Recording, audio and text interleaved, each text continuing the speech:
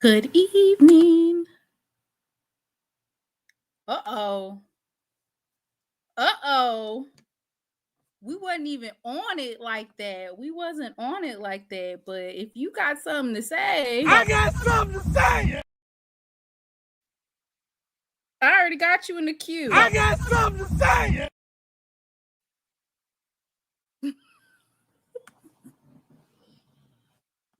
This gonna be G after this weekend. Oh my God.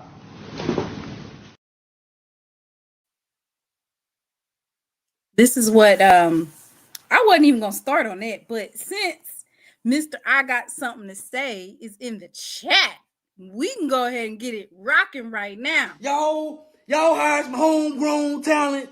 I'm proud of Jackson State. Everybody give me a round of applause. Everybody just give me a round of applause. They hired some homegrown talent. And got a homegrown ass whooping. That's a homegrown. That's a homegrown. That ass whooping from scratch. It didn't come from out the box. It came homemade from the field. When they say they finna fix up some cornbread, they finna go get some corn from all corn to fix up that ass whooping. Ooh, see, y'all are already talking mess, and I love it. I love it. As long as we don't get personal. When I say personal, I mean like don't talk about the person. As long as we don't do that, oh, we can go back and forth all day. We can go back and forth all day. You know what? Just because G is in here and I know that he's watching it, and I know that he's watching, I want to play this. It's gonna demonetize my live, but I'll probably I don't know. Dang, should I play it? Because I like looking at the comments, going back and looking at the comments. I think I'm gonna play it. It's petty season. It's petty season.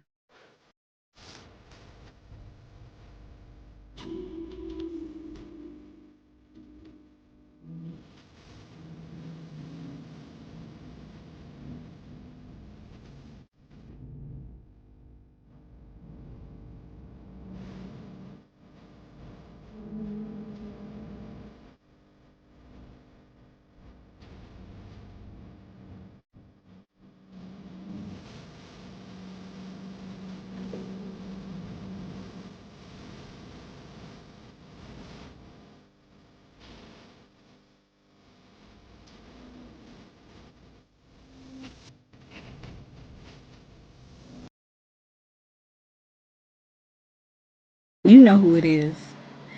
Let me finish it for you. It's so hard to say goodbye to yesterday. Ooh. Boy.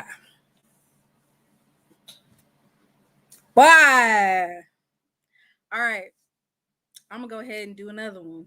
Let's just get this funny business all out the way. Let's just get it out the way. You know my favorite video of all time, right? Willie Made It Big Time. I'm always playing it, right? Well, today I'm gonna play the sound behind it, but that just shows you how relevant it is. But we got a new Willie. We got a new Willie that made it big time. It made it big time, Willie!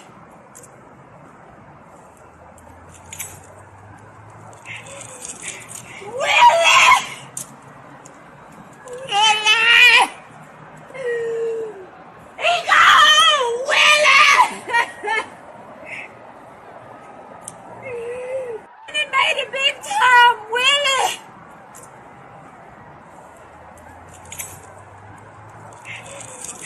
Willie! Willie! He gone! Willie! That's a Willie. Yeah. Yeah, from Southern. I don't know where did y'all know, I don't want to be funny and say that Southern had somebody's playbook. But that play right there, let me go ahead and give this young man a shout out, because even though I utilize that background for his video, we're going to give him a big up. He's been on ESPN Live. And so let's go ahead and give him his just due. His name is, of course, Willie Miles. And he did a scoop and score on senior day. And I'm going to read his bio for y'all before we get into this. Willie! Big Willie. No, Diddy. You know what? I'm not playing with y'all. They said Big Willie. They call me Big Willie. All right, let me pull his information up. Yes, the rumbling, bumbling, and stumbling from Willie Miles. And he's, you know what? He fought for that touchdown. So congratulations. And of course, they updated his page to reflect that muff that he did. Shoot. It looked like he putting up the Heisman, ain't it? Ain't that the Heisman? Do the Heisman on that. Do the Heisman on that. He did the Heisman, y'all. Number 93. He's 5'9". He's a senior.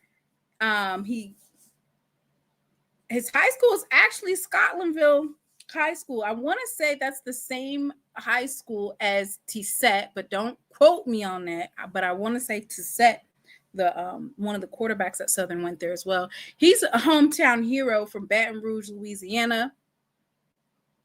And he's been at Southern for quite some time. So congratulations.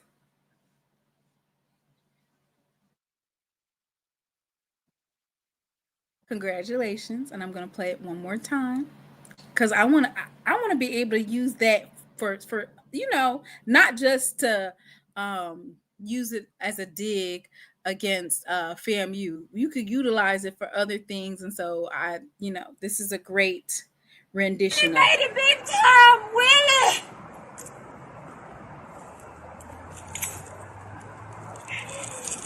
Willie! Willie! He gone! Willie! He made it big time, Willie!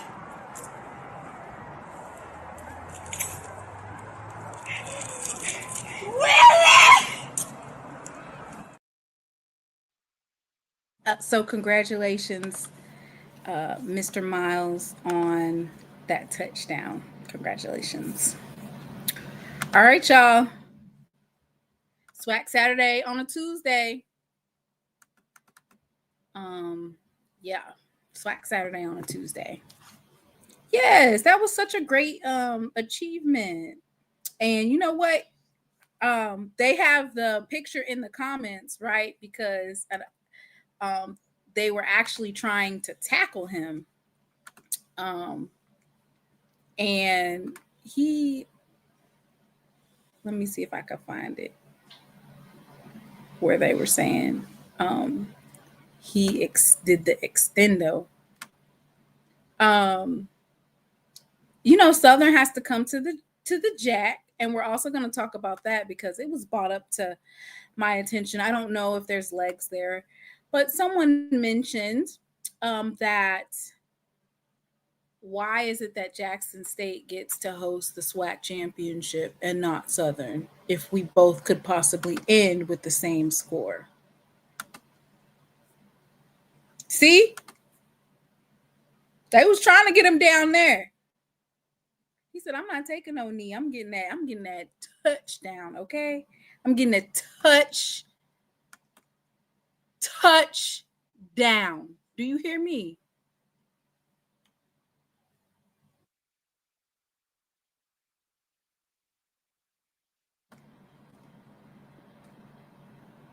Now that's what you call resilience.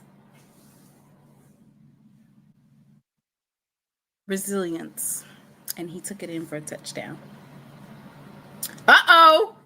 John said Willie will have a big game versus JSU soon. See, the one thing about Jackson State's offensive line versus UAPB's offensive line.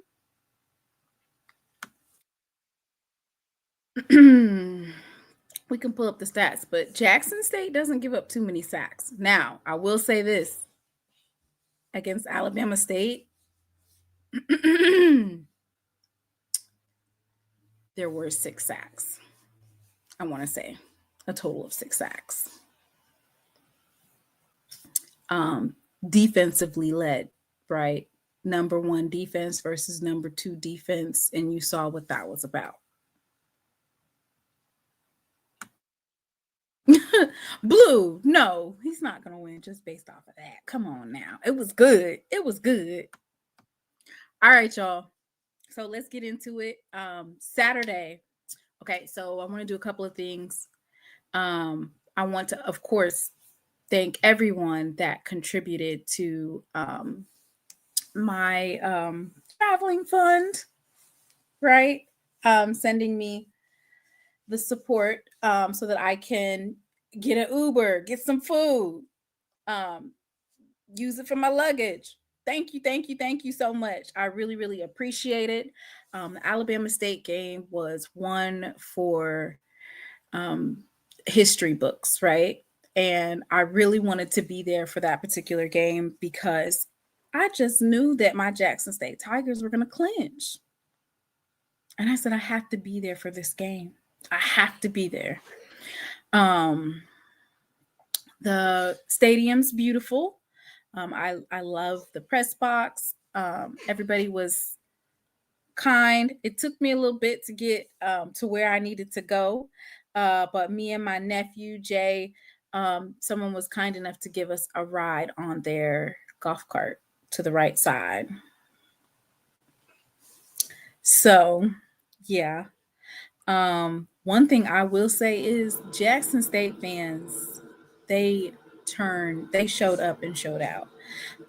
Similar to how a lot of Jackson State fans do in Jackson, where you'll see probably like 5, 6, 7, maybe even 800, 900 that show up early and go ahead and get their seat. Jackson State fans was in their seats an hour and a half before kickoff. They was in their seats. I'm over here looking like, where the rest of the folks at? Where everybody at? Jackson State, and they all white. I got on my all white tonight. I can't wear white all day. I'll be liable to get some food on it or get some makeup. This is supposed to have been a whiteout this weekend. So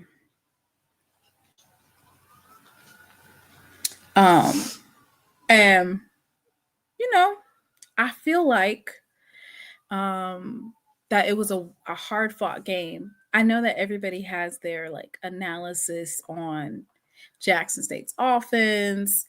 My answer to that is Alabama State, they're already the number one defense, right? And they'll say, well, they gave up more points to other teams.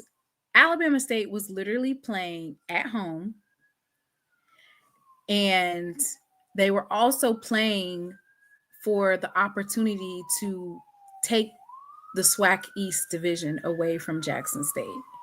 Meaning, if they beat Jackson State and then Jackson State would have lost to Alcorn, they would have been in first place. And there wouldn't have been a tiebreaker because FAMU had dropped to Valley. So this was one of those games where folks are fighting for their lives. I'm talking about it was physical. It was in the dirt. We have one of the best offensive lines in the country, or not country, excuse me, in HBCU football, one of the best in FCS.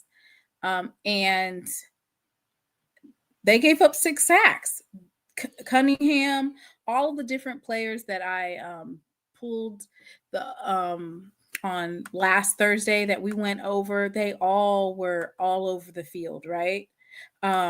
Then you had some folks that, wasn't necessarily playing,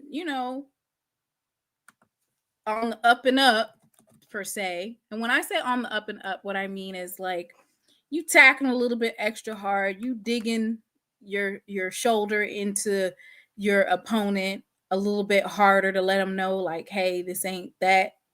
That's how it was. That's how it was. I'm gonna go ahead and read off quickly some of these stats, right? Jackson State held Kareem Key to 3 completions, no touchdowns, 4 passing yards, and 1 interception. Daquan Kinsey, he had 144 rushing yards, 1 touchdown. He was all over the field. AJ Gates, 35 yards. Jabari Kukendall, 9 yards. So basically, this particular game, it was all rushing for Alabama State, which actually I want to say that the last couple of games, Alabama State was able to get some passing yards with Kareem Key. This particular game, the Tigers completely shut down the pass game. The Jackson State was held to 194 total yards by Alabama State. And they basically eliminated the rushing for Jackson State. So both defenses honed in on certain things and they executed it to a T in terms of shutting it down. And I think the biggest thing that you have to see here is with Matt Knoll pinning Alabama State so far into their own, basically almost their own red zone, they couldn't score. We had that one breakdown in the defense where they were able to score a touchdown. And then from then on, I don't think they made it past the 50-yard line. Irv Mulligan, he usually averages 100 plus a game. They eliminated him. Travis Terrell, amazing on special teams. They kept kicking to him, and he kept getting us good field position. Alabama State was just fighting back. We got some pretty decent field position with Travis Terrell. Marvin Landy, He might not have gotten a reception, but he was definitely in the on the field making those key blocks during the game. Reed Pulliam, linebacker. Interesting enough, if you go and you look at that last big play where the let me see if I could pull it up.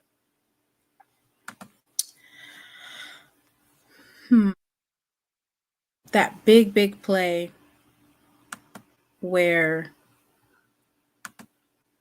we sacked the quarterback. I'm getting ready to tell you who was there defensively. Ashton Taylor was the defender that actually sacked the quarterback for the safety. Then you had Philip Webb coming off the line. You had True Thompson. Let me see.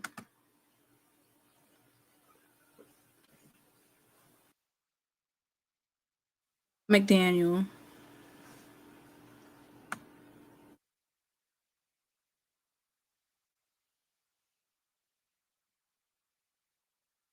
I want to say Jeremiah Williams was there too. Yep. I'll just show a screenshot of it.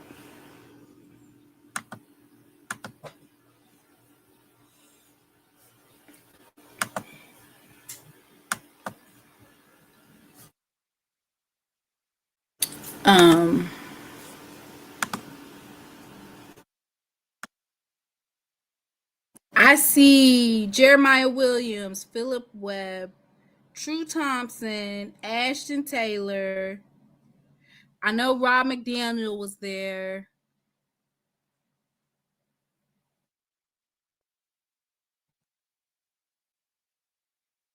Thetis, you said number 53 was on the was in there too. Boy, that's a blitz from hell. I would woo wee. And then I'm not gonna lie. Well, I mean, he is a freshman, but he just looked so small compared to the defense. It was.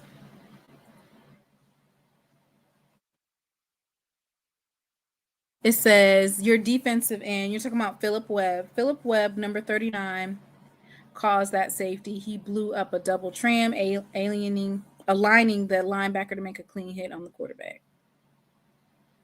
Oh, okay. So Irv Mulligan is 53 yards from 1,000.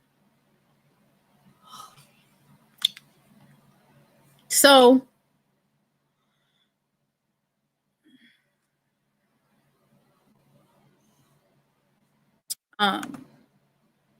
I thought that it was a superb game, right? It definitely was one of those games where Jacoby and Morgan, he was taking some hits. He took 6 sacks that game. That's not, he had to take some hits. And if you guys have not seen the interview, I did an interview with Coach T.C. Taylor right at the conclusion of the game. Make sure you go check that out. But basically, he said that he told Jacoby and Morgan that you're going to have to make some throws.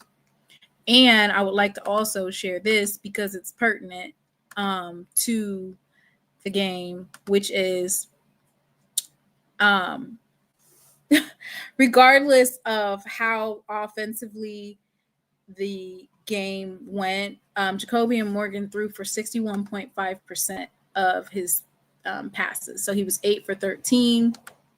He had 1 interception and 2 touchdowns. His longest, of course, was 44 yards.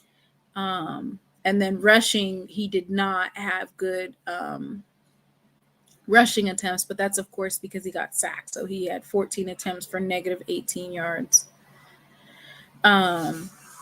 So, yeah, like, that's one of those situations where you protect the ball and make sure that you're not making any mistakes. in terms of that.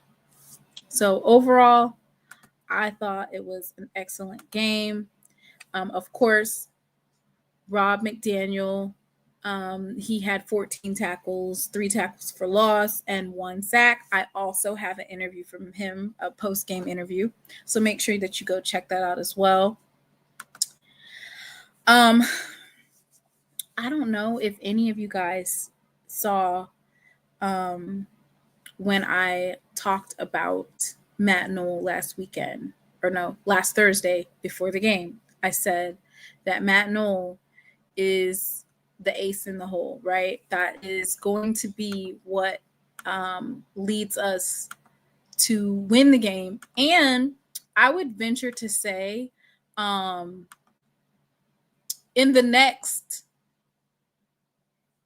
2 to 3 games, Matt Knoll's role would be expanded. And the reason why I say that is because the next couple of games are very physical type of games.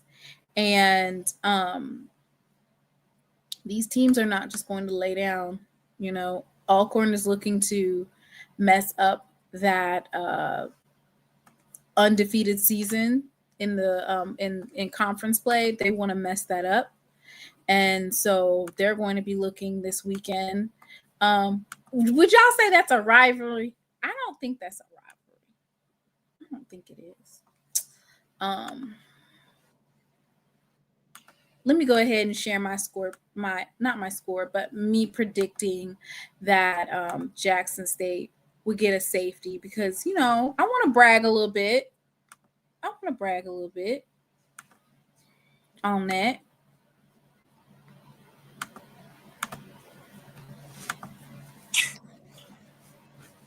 Matt Knoll kicking it down to the 1-yard line. Alabama State takes possession.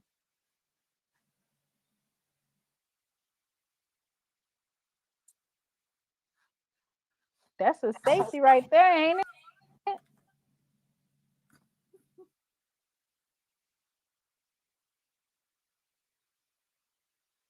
That's a safety, ain't it? That's a safety. Uh-oh, somebody said absolutely a rivalry. No, the Soul Bowl is top 5 in the nation. Uh-oh, there are some folks that says Alcorn is not our rival. They're our little brothers. We are not Bama State's rivalry. They just, I don't know what's going on. It just gets chippy. It gets real chippy. And I think this is something to note, right? We're going to talk about it, which I'll pull it up, which is the suspensions. Jackson State wasn't retaliating on the field during the game because they didn't want a 15-yard penalty, right? So even in the last 2 minutes of the game, there was probably about 3 or 4 unnecessary roughness plays, like as in punching or, you know, pulling people's helmets off. That was the last 2-3 minutes of the game. But at this point, this is and I would commend and have commend the Jackson State Tiger young men for holding themselves together, right? Because you could not afford an unnecessary roughness call. Couldn't afford it. So kudos to the Jackson State. I mean, it did cost us $25,000. I ain't gonna lie. That did cost us $25,000. And we have some kids that are gonna be sitting at home. But Mr. Ford is here. Mr. Drop the link here. Mr. Ford, you're actually kind of late, but I'm gonna let that rock. Let me put your stuff up, Mr. Ford. Yeah, I commend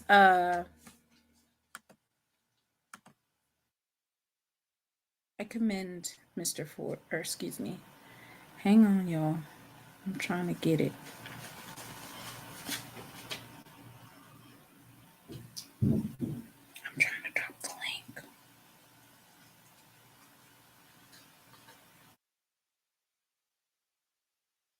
Here you go, Mr. Ford. I dropped the link. I commend Jackson State for not reacting because usually the one that gets called is the reaction. So it's usually not the person that does the personal foul. It's usually the reaction out of it. So we are definitely thankful and grateful that you didn't, because it seemed like they were trying to get you to get a personal foul so that they can back you up 15 yards. Hey, Mr. Ford. Hey, Mr. Mona. How How you you doing? doing? All right, all right. I've been waiting for you to come because, I needed your commentary on Uh-huh. some things. Because, last on Saturday, I was under the weather. I mean, we still had a show, but I wasn't feeling good Right. at all. That's why I wasn't on camera. And I Oh, appreciate you and Brother Bakari and Jerome for holding it mhm. down. But we got some unfinished business. I got all the Yeah, questions. I I got them got some. all. I had come up with a brainchild. I wanted to run by you and brother Jerome.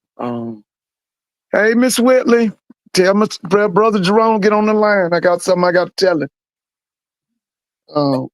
I met with y'all's people up here with the Jackson people. I talked to some Southern people, and I talked to some FAMU people at my Mhm. school, and it was an I even talked to some Alabama State people. It was some very Oh, interesting takes during the week. oh, you talked to everybody. Yeah, I was trying to see what everybody's thinking. What everybody, and it was very interesting. It was very interesting. What did you think getting commentating of the Jackson State game? I knew when I heard Tolly Carr's voice, I was disappointed. I said, a game this big and you got Tolly on the call? I thought it was awful. Wait, what? You know that the commentators was the guy from Huntsville and Tolly Carr. And the last thing Tolly can do is commentate football or basketball. That's the last thing he can do.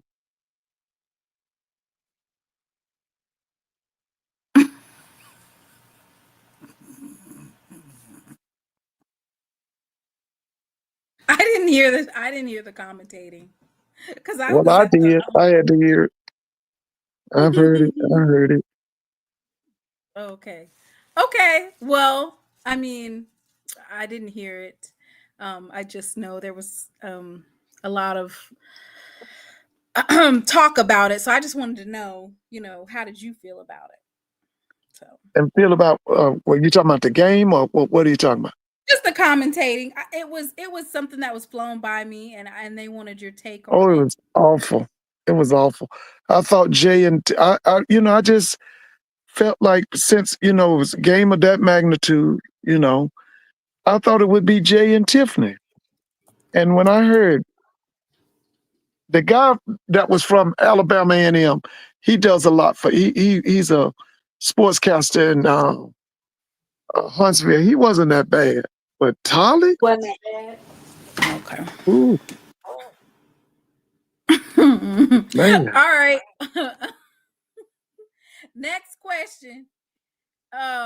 You, Mr. Ford, you've been asking, making uh-huh. requests, and Right. and telling folks that some changes needed to be made over there at the highest of Seven Hills. Oh yeah, I had a conversation with their people today and yesterday. You had a conversation, and what did they Oh say? man, The street committee couple, T.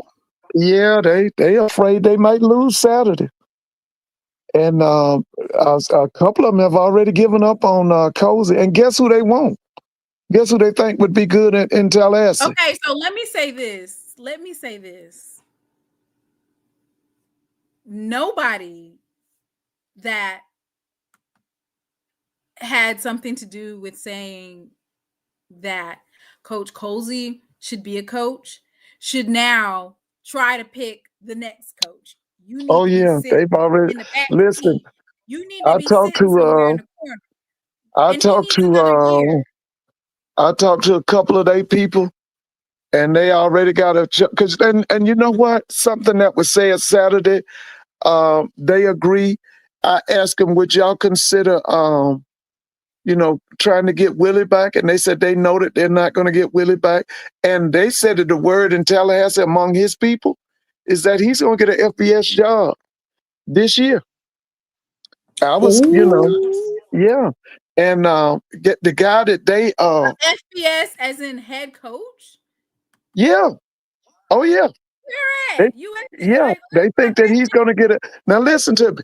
The guy that they are hound, that crew that I was talking to, those Rattlers, they like that guy at Miles College.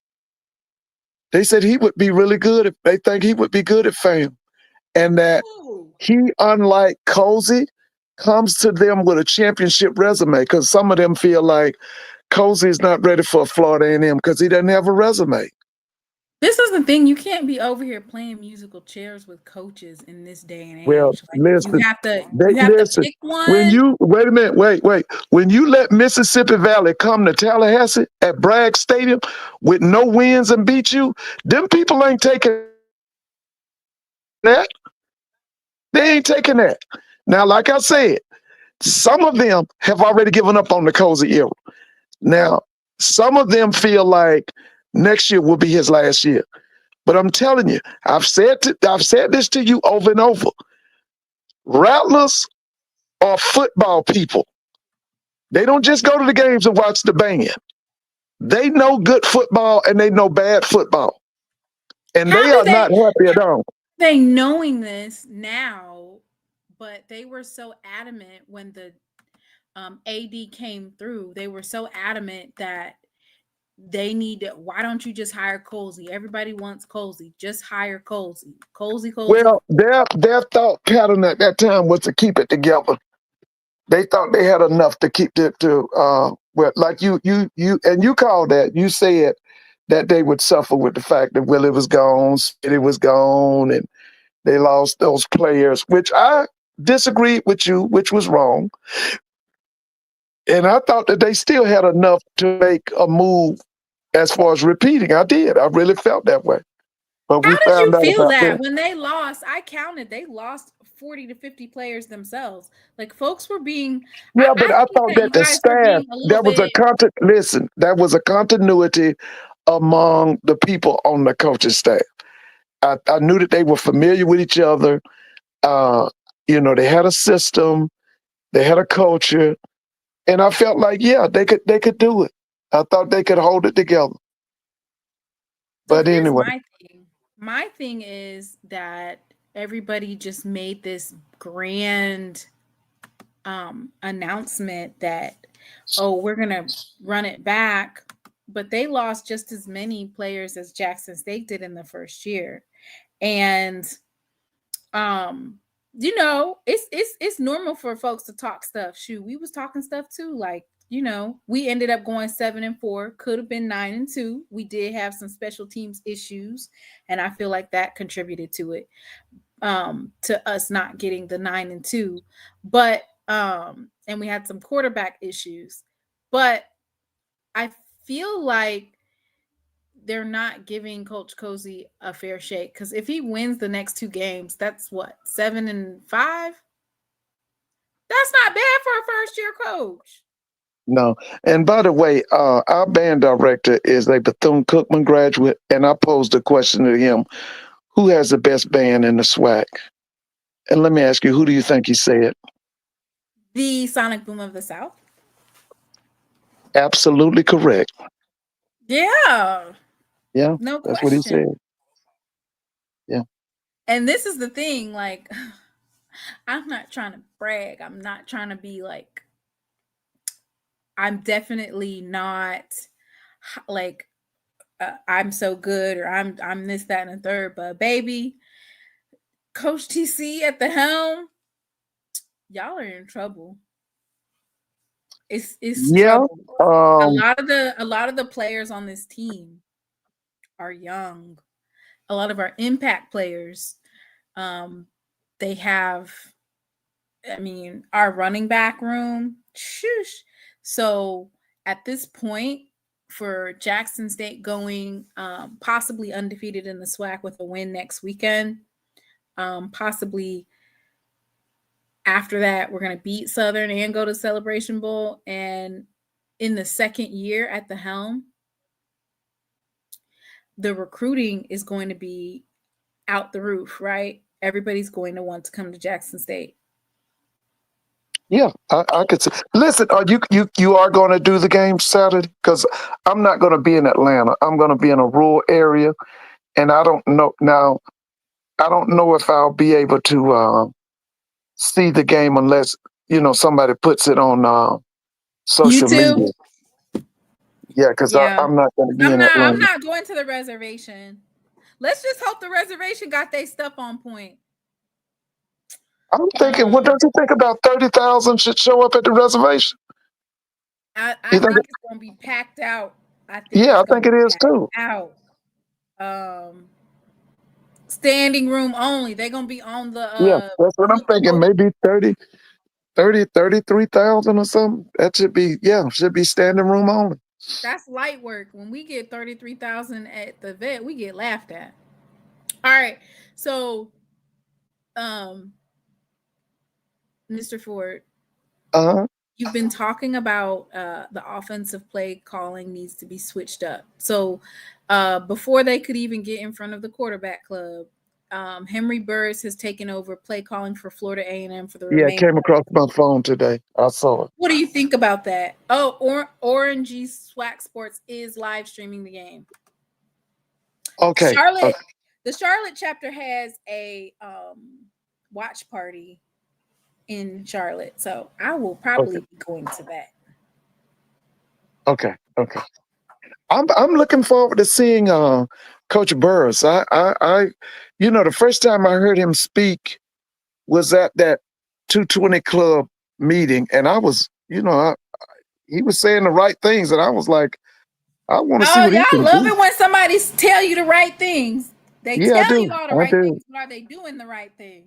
Well, that's what time will tell. That's I'm looking forward to them because now, like I said, the FAMU graduates that I talked to today and yesterday, they basically feel that FAM could lose to Bethune, which I disagree with them. I told them I don't. I agree. No, I don't. Now the problem is going to be Cordell Maynard. That's who's going to be the problem. Cordell Maynard is going to be a problem. You know what's crazy is, I hope that whoever made the bets, whoever was in here jaw-jacking, making all these bets, make sure you pay up, right? And don't do all that extra talking and flapping at the mouth. So Zoe came on here and said Alabama A&M is going to beat FAMU in Tallahassee. And folks was like, man, you out your rabbit ass mind. What you smoking? And now it's kind of like, damn, Florida A&M losing at home twice in one season. Are you going to be riding with Maynard? Yeah, Maynard could be a problem. Now I think it's going to be different now that Burris is, because to me, Burris has experience. Like I told the FAMU people, the way that Joe Henry called plays, I think that's the first time he ever called plays. He was totally inexperienced. Okay, and I don't think this will be the first time. You said that he knows the offense. Yeah, but that don't mean he know how to call plays. Yeah, he know the offense, but that don't mean he can call plays. Everybody can't call plays now. No, everybody can't call plays. Now, wait, let me tell you something. I've been around people who can call, that I've worked with, they can call the play here and know what the next 4 plays will be. I've been around people who call plays, they just throwing stuff on the wall and hoping it stick. Everybody cannot call plays. That's a gift. That's an art. Yeah. Oh, yeah. Oh, yeah. Some people are blessed to call plays. Some people are not. What I saw with Joe Henry was I saw a lot of inexperience. That's what I saw. That didn't mean he didn't know the offense. or Yeah, was it he was because inexperienced. Mel was not executing? Because sometimes you No, cannot blame no, the no, play calling. no, no, no, The no, players aren't no, executing. no. And I told you this before. When you got a receiver room like they got, Mm-hmm. and you wait until the second half to reach them guys, no, that's inexperience. That's Well, inexperience. when I saw on HBCU Go, they put up all of the starters, and all of the starters are folks who started against Jackson State, started, against some of these other, started against Alabama State. So was it just a breakdown in the locker room? Is it that they tried to put Daniel Richardson out there too early and he's still concussed? Like, what was it that, or was Valley on a Wait a mission? minute. You talking about this game this past Saturday? Yeah, I saw Daniel Richardson out there. Yeah, but listen, I told you Saturday night, them guys had packed it in. They didn't want to be out there. And Valley Pip slapped them because they didn't want to be Valley there. Pimp slapped them? Yeah, Valley Pip, there was no effort.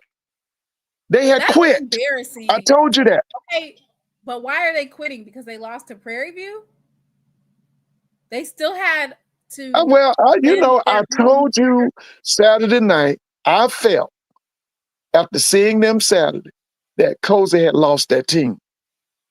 I really felt that way. Now, what I'm looking for Saturday and the following Friday is what kind of effect will making Burris the play caller have? Because I felt like when I None. looked at them Saturday, when I looked at them Saturday, I told you, Cozy lost that team. It's going to He be lost hard that to team. dial up a whole bunch of different plays. I'm confused as to what changes are going to be made. Is he going to call it better? Like, Well, he can be more aggressive. He can be more aggressive. He's a quarterback. I mean, are you gonna go 60% pass, 40% run? Are you gonna go 70% pass, 30% run? Now, to me, he was overly run dominated when I thought that ball should have been in the air.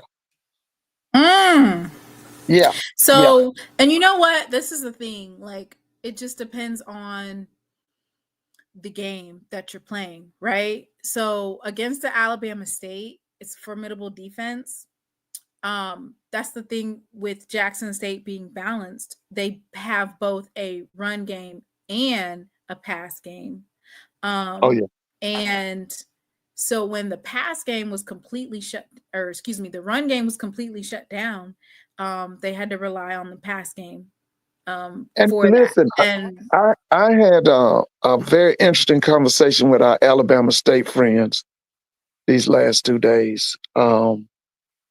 I thought some of the things that they said were surprising.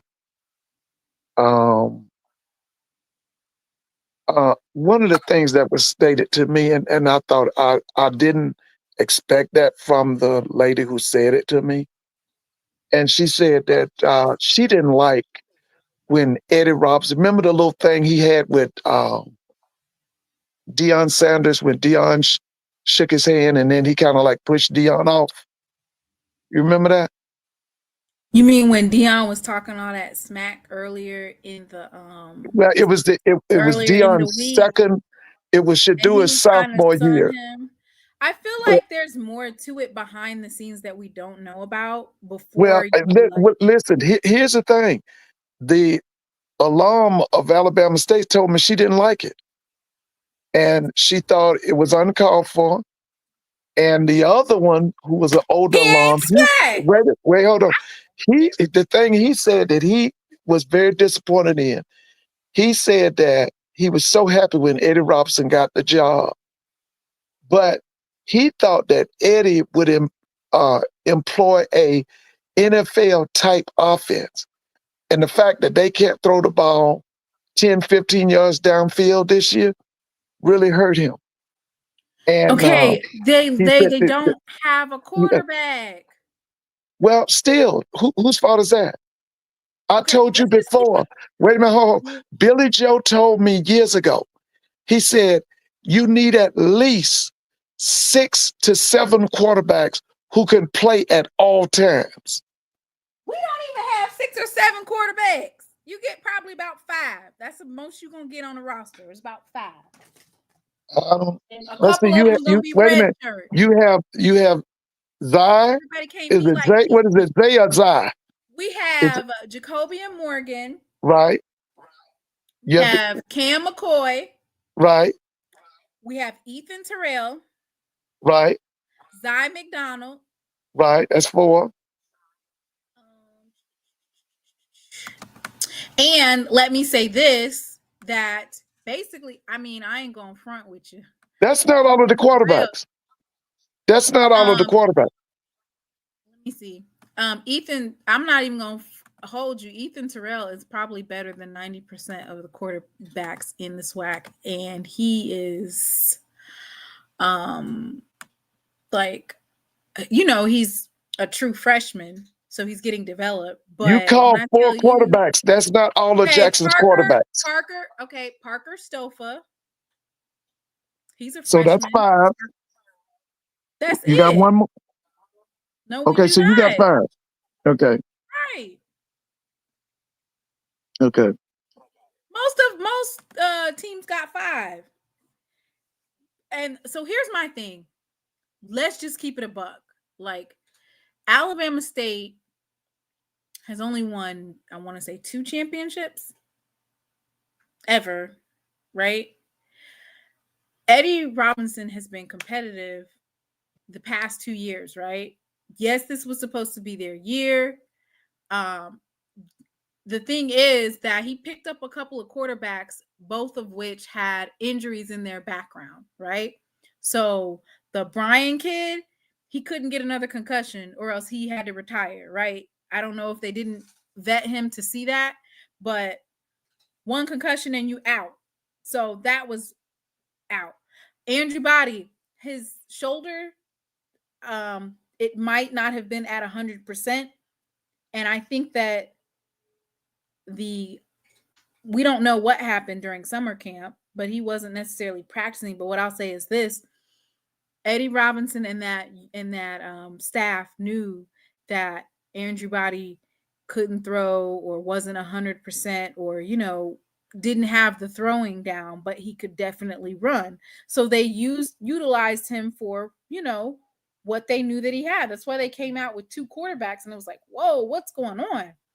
My point is this: saying that you don't think that he's the guy for the job, and this past game was literally a fight for the chance for them to still be alive, and they are on their 5th quarterback and they still made it to this game. And, you know, of course Jackson State prevailed, right? But to say that he's not doing what he's supposed to do or it's not good enough, blah, blah, blah. He went out and got an offensive coordinator. He just needs a quarterback. Well, let me say this. From talking to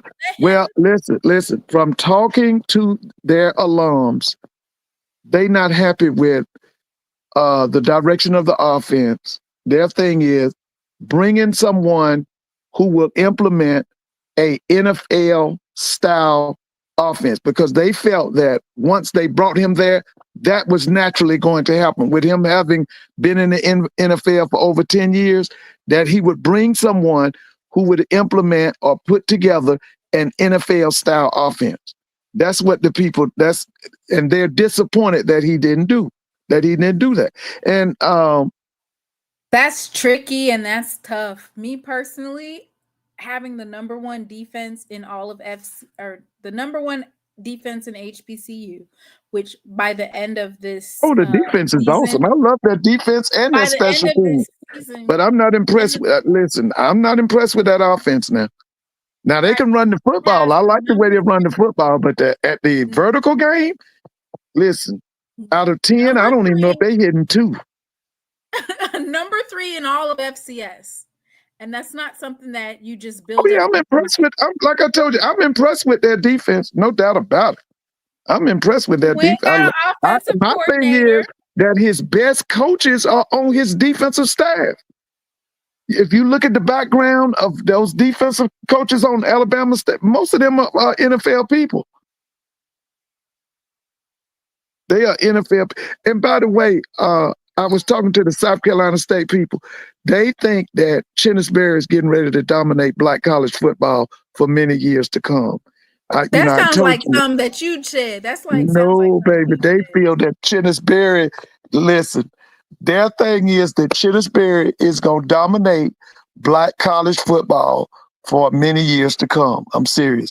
I felt that way I talked too. to a couple of people, and they said Yeah. that it's the T.C. Taylor era. Well, we getting ready to see because that's what everybody's waiting on. Well, I mean, you always say don't look ahead. I know y'all got to play Alcorn, you got to play Southern, but let me just say this. I can't wait to get my ticket for that Durgon. If it's Jackson and South Carolina State in that Celebration Bowl, I can't wait to get my ticket. It's a T.C. Taylor feel, okay? We'll see. What the Jackson State people say, Mr. Ford? It's the year of the Tiger.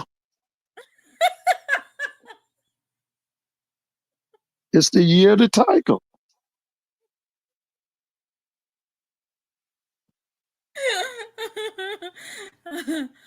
Oh my goodness. Hey, Miss Whitley, did you call Brother Jerome? I need to run something by him. I got an idea I want him to critique for me. Miss Whitley, call Brother Jerome. I need to run something by him.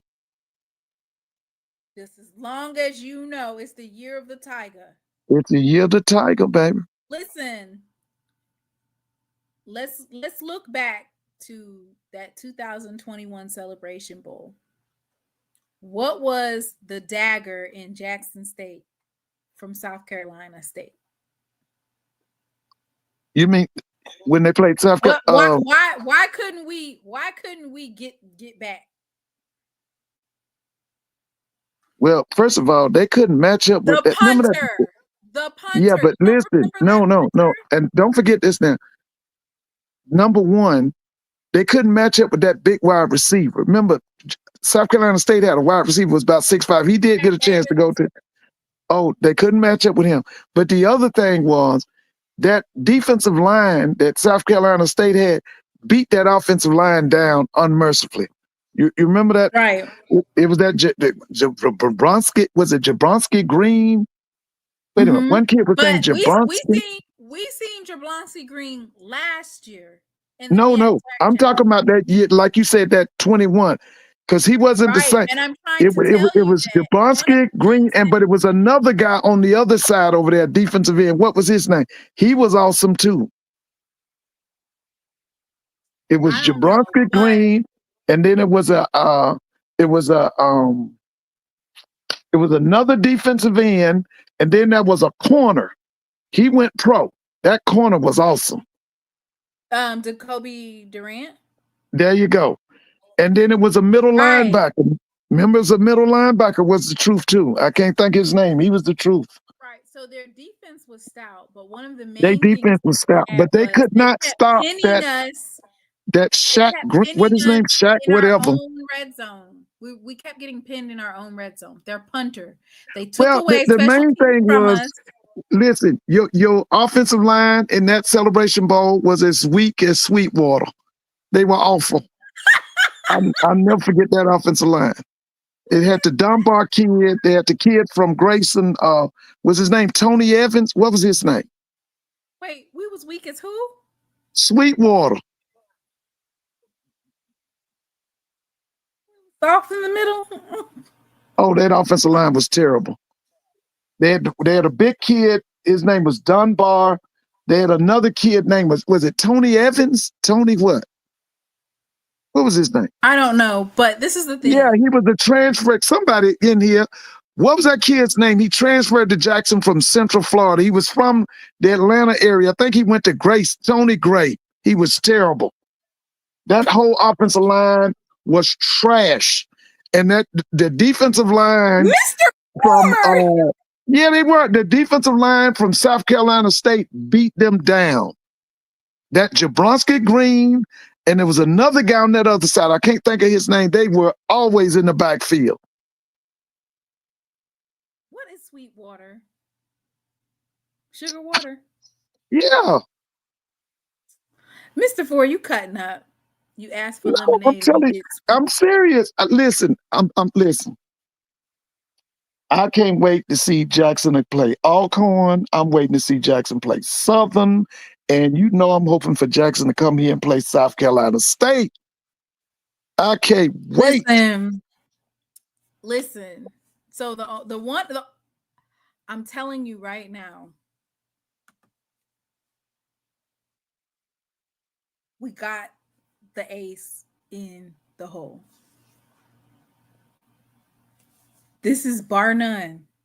Baby, when you talk about having a defense as dominant as Jackson State, and a punter who's going to pin them down.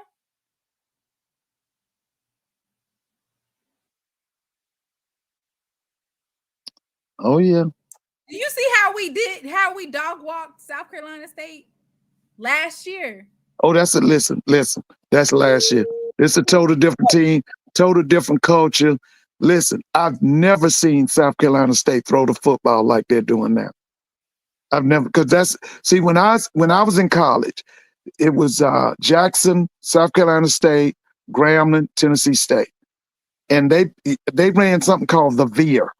They had a quarterback was about 6'5", 6'6". They had Charlie Brown, who later on won a Super Bowl ring with the Washington Redskins. I saw them when I was in college. They were dominant. Okay, Coach Jeffries had left them and gone to Wichita State, and I'm trying to think what's coach's name. He took over after Coach Jeffries. They would come down here and dog walk Mars. Because see, when I was in college, Clark, of course, didn't care nothing about football. Morehouse didn't care anything about football. Our football school was Morris Brown. They would have Florida A&M in. They would have Tennessee State in. They would have South Carolina State. So we always went to Morris Brown's football game. And let me tell you something. You talking about a complete football team was South Carolina State in the late 70s, early 80s. Man, they would come here and just, man, they were so good. Listen, just forget about last year. It's this South Carolina State Some team. of them same players on the team. Yeah, too. but it's a different culture. It's a different energy. It's a different energy. Believe me, it's a different energy. Speaking of which, let's talk about this energy. Let's talk about all these players that got suspended from Howard and North Carolina Central. Did you see that fight? You know, it was on national TV 2 or 3 days. Anytime black people like the food, they're gonna put it on the news. Yes. They've shown every fight that has happened at a black college football game. They've shown Virginia State, Virginia Union. They showed that fight national television. They've shown North Carolina Central and Howard. That's made national television. They've shown Jackson and Alabama State. That's been on national television. And I think it was another one. Anything that makes us look bad, they showing it on national television. I don't know how it would make us look bad. They fight. That's what they do. All right. No, you don't have to do that. Let me read this. I want your thoughts on this. The MEAC, Mid-Eastern Athletic Conference, has announced the suspension of 36 student athletes and 1 assistant football coach following an altercation involving the Howard University and North Carolina Central University football teams on Friday. Following a comprehensive investigation and review of video footage, the MEAC determined that 17 student athletes from Howard, 19 student athletes from North Carolina Central, and 1 assistant coach from North Carolina Central violated the MEAC Constitution and bylaws. The MEAC has a zero tolerance policy for fighting. It directly violates the values of sportsmanship, respect, and integrity that define our conference. We are committed to maintaining a safe and respectful environment for all student athletes, coaches, and fans. Any actions that compromise these principles will result in serious consequences. We expect all participants in MEAC athletic events to conduct themselves with dignity and uphold the high standards that reflect the spirit of the MEAC. No further comments will be made regarding this matter. I don't see them getting fined $25,000. Where the fine at? Well, thank you, That's a MEAC, lot. for at least enforcing the rules. That's a lot. Let me read the SWAC one.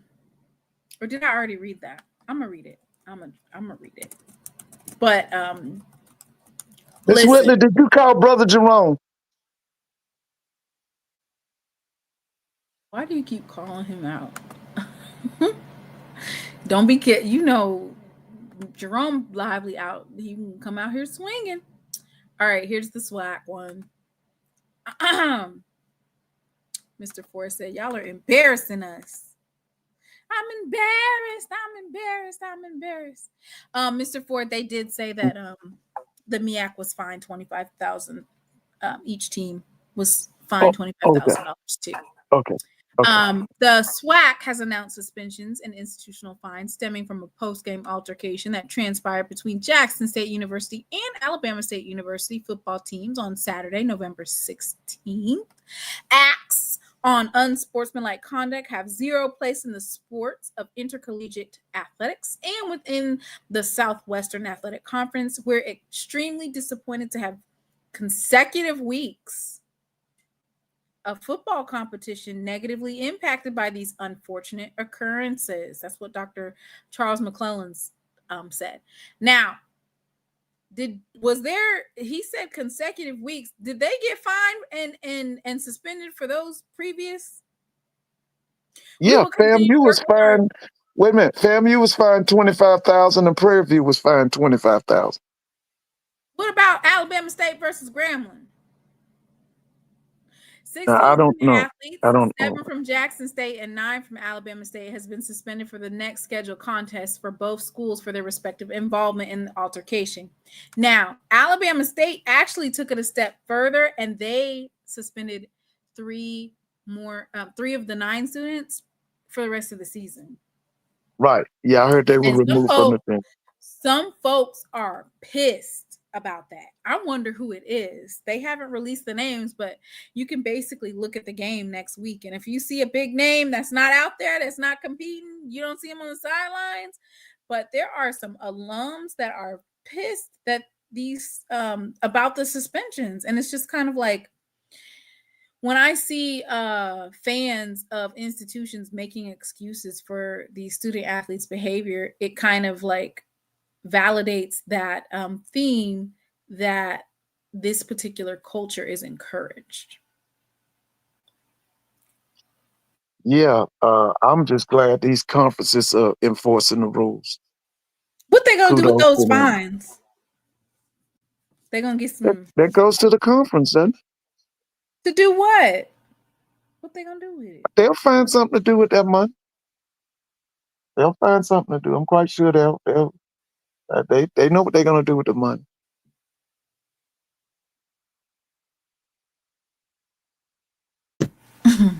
They already summoned folks.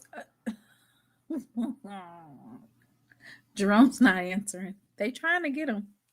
Oh, okay.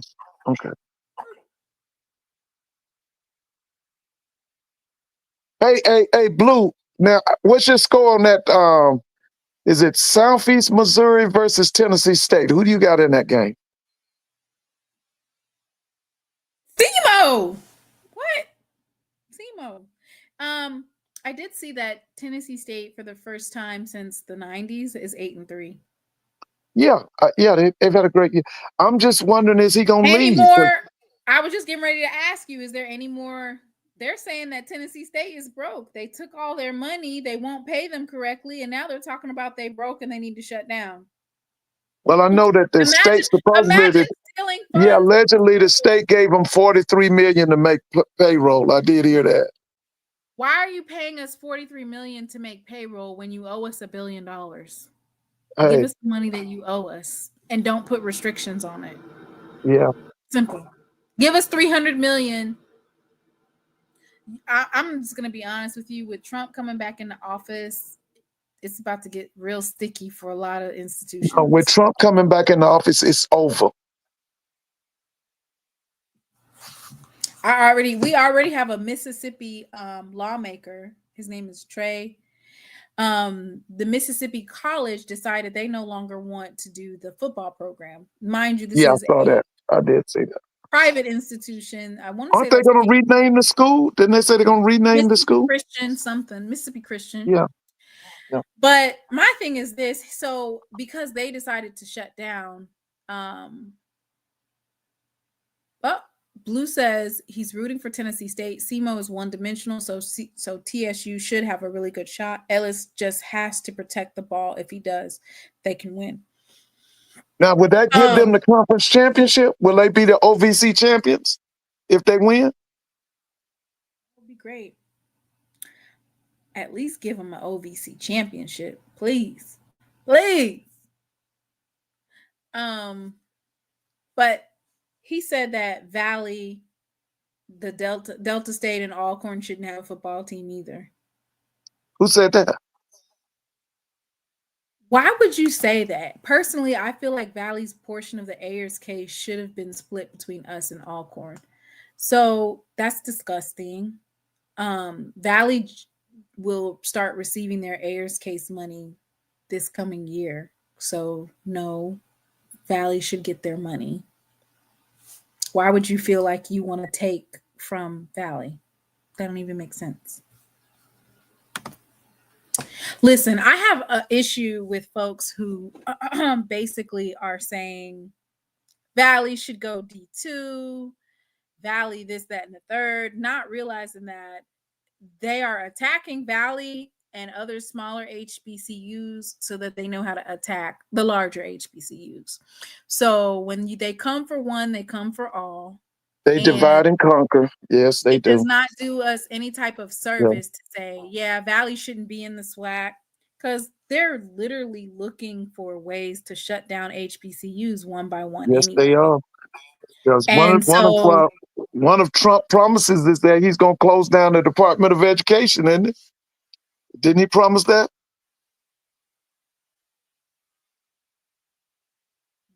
Yeah. Huh? Yeah.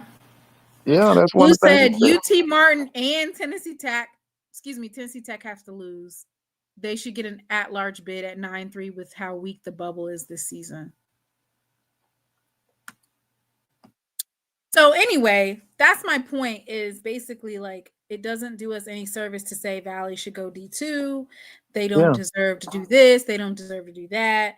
They shouldn't be here. They don't add anything, because basically what they're trying to do is see how we can attack this small HBCU and then go after the bigger ones. That's right. No Department of Education, no Pell Grants. Somebody in the chat asked, do you remember Morris Brown's band? Oh, they were great. That's Cleophas Johnson, and then it was later on Mr. Dr. Eddie Ellis. Dr. Ellis left Morris Brown and went to South Carolina State. Did a fabulous job up there. I think he's at Allen University now. Oh yeah. Listen, I've watched Morris Brown's band since I was like 6 or 7 years old. I'm from South Georgia. When they would come to Albany State to play at Hugh Mills Stadium in Albany, the stadium would be packed just for them. Yes, I know a lot. Yeah, I remember the group Brick. Brick was real popular in the late 70s. All them guys had been in Morris Brown's band. They were called Brick. Had an album called Daz. This was late 70s, 76, 77. Mr. Ford, I wasn't born yet. It was just G asking that question. Wait, that's one of the reasons you have me on here for history, right? Yeah. Don't you like my history? Yeah, I'm just giving the history. I love your history. I remember Morris Brown's band. Brown from that movie. Yeah, Drumline. Yes, Drumline. Drumline. Yeah. But Brick had We Don't Want to Sit Down, We Want to Get Down, and they had one called Disco Dance. We don't want to sit down, we want to get down. Yeah, that was one of their songs. They were really popular, like 76 till about. Yeah, Disco Dance. Yeah, that's right. Yeah. Brick had a Yeah, song called Deucic. yeah, dude. Yeah, they were on Soul Train several times. You can put them in your social media. Put Brick in there. Brick on Soul Train. You can see them. They were something else. Oh yeah, they were something Get else. high. But all of them guys in Brick, they were all members of Morris Brown's band. Oh well, yes, Brick House. Now Brick House was Commodores. Brick House, that was a I'm song by the Commodores. That's Lionel I'm Richie reading in the there. chat. I'm reading the chat to you, Mr. Ford. Oh, okay. This is beyond. They said this is beyond my years, but I'm happy to learn. Of course, we love Oh yeah. listening to Oh yeah. history. Oh yeah. I don't know. You summoned Jerome, but he ain't on here. So Yeah. let's We'll move get on him. to the We'll next. get him. Let's Okay. move on to the next topic. Did you see the lineman that had a touchdown for Southern? Yeah, the big defensive lineman. You showed it. Oh, I didn't know you was watching then. So you just over here looking, and you know you supposed to be up here, and you just Yeah. watching. No, I always listen first. I want to see what the topics. Yeah, because one Oh, night you was talking. Huh? somebody said you've been looking at my Spotify playlist. Oh, listen. Listen. You and most people know this. All of the music that was created in this country, our people created it. I mean, a white man once admitted to me that country music, that Nashville country music, it came from white people trying to imitate black people singing the blues. But it sounded funny, and that's where they got country music from. And the other thing he said that they won't admit, the greatest country and western singer of all time is Ray Charles. Nobody can sing country and western like Ray Charles. Mr. Ford, how long will Terrence Graves be at Southern? He can be there for a while if you get an offensive coordinator. But that's the thing. They Is he literally going? clinched the SWAC. Yeah, but yeah, that's the West. That's the West. That's the West. What do you mean by that?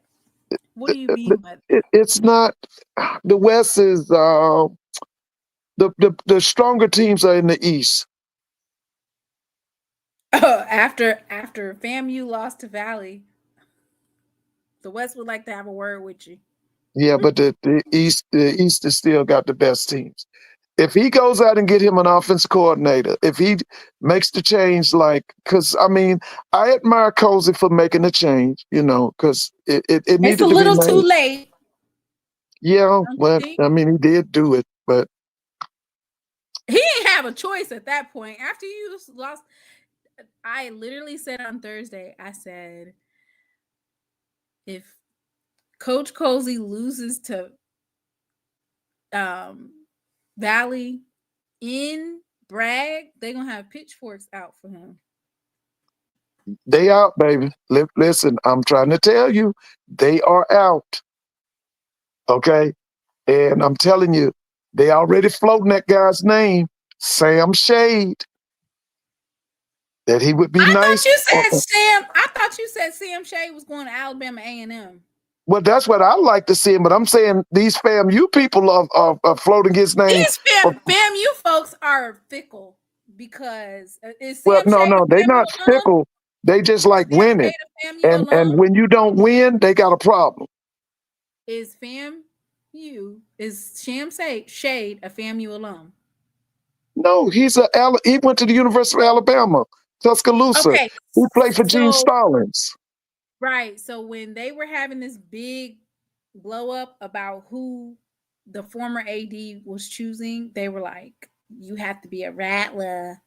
You have to have Rattler blood in you, or you have to have some proximity to being a Rattler, or else they're not going to accept you. Literally. So at this point, folks Cozy just is need not to a Rattler. No, but he was on the staff, so I think he's Rattler by proximity, maybe. They said you've been pushing Sam Shade on everyone, Mr. Ford. I would love to see him in the. But listen. Now I thought he would be a great person for Alabama A&M. But What about I'm, Fred McNair? I think Fred gets a job. I think somebody hires Fred. I do. I think Fred gets a job. I mean, realistically speaking, the SWAC has had their big overhaul for coaches. So, um, what coaching positions would be open? FAMU getting a new coach in 1 year is crazy No. work. I think that it's like this. Cozy comes back for next year. He'll be on a short lease. If he doesn't win, he's out of there by mid-season. If he wins, he stays. But the honeymoon between Cozy and the FAMU alums, it's over. And that's the thing. It's kind of like one wrong move, and then it's all like the fangs come No, out. these people are, listen, I told you this the other night. When you talk about Florida A&M in an 80-year period, they've only had 12 losing seasons. These people Well, he are addicted. technically he'll still have a winning Listen. season. These people are addicted to winning, and they're addicted to championships. You cannot go to FAMU with this, I'm going to learn how to coach. You got to come there as an established winner. That's how they are. And Jackson's the same way. Southern's the same way. Gramblin's the same way. North Carolina A&T is the same way. You got to come to them as an established winner. You got championships on your resume. If not, they got a short leash for you.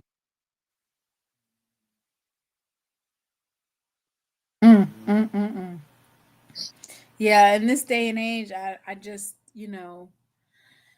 but I think one of the things that happens with that is like when you have a team that you keep the majority of the players from the previous regime and them learning that you have to be respectful or you got to go. This is not Willie's team anymore. This is my team and I'm running it how I want to run it. And if you don't want to be here, then you need to go to the portal.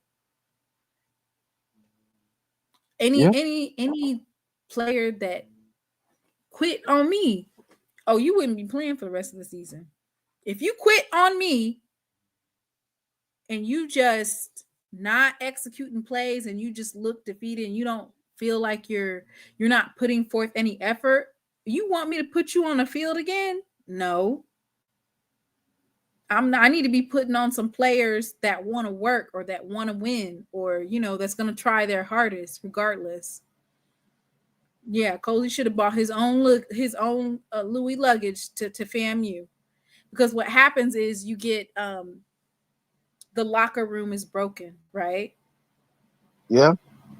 There's a lot of folks that was like, Jackson State, they lost 60 players. And then I want to say right before year 2, we had lost 20 more players. And, it was like, dang, you could have stayed, blah, blah, blah. But they're the players that are playing for Coach TC, the ones that stayed and believed in him. And then the ones that, are new, they believe in Coach TC and the other coaches. They believe in that. And that's going to be an important thing for Coach Cozy next year is you got to get players in there that are believe in you and you as their coach, and they're going to listen to you as a coach.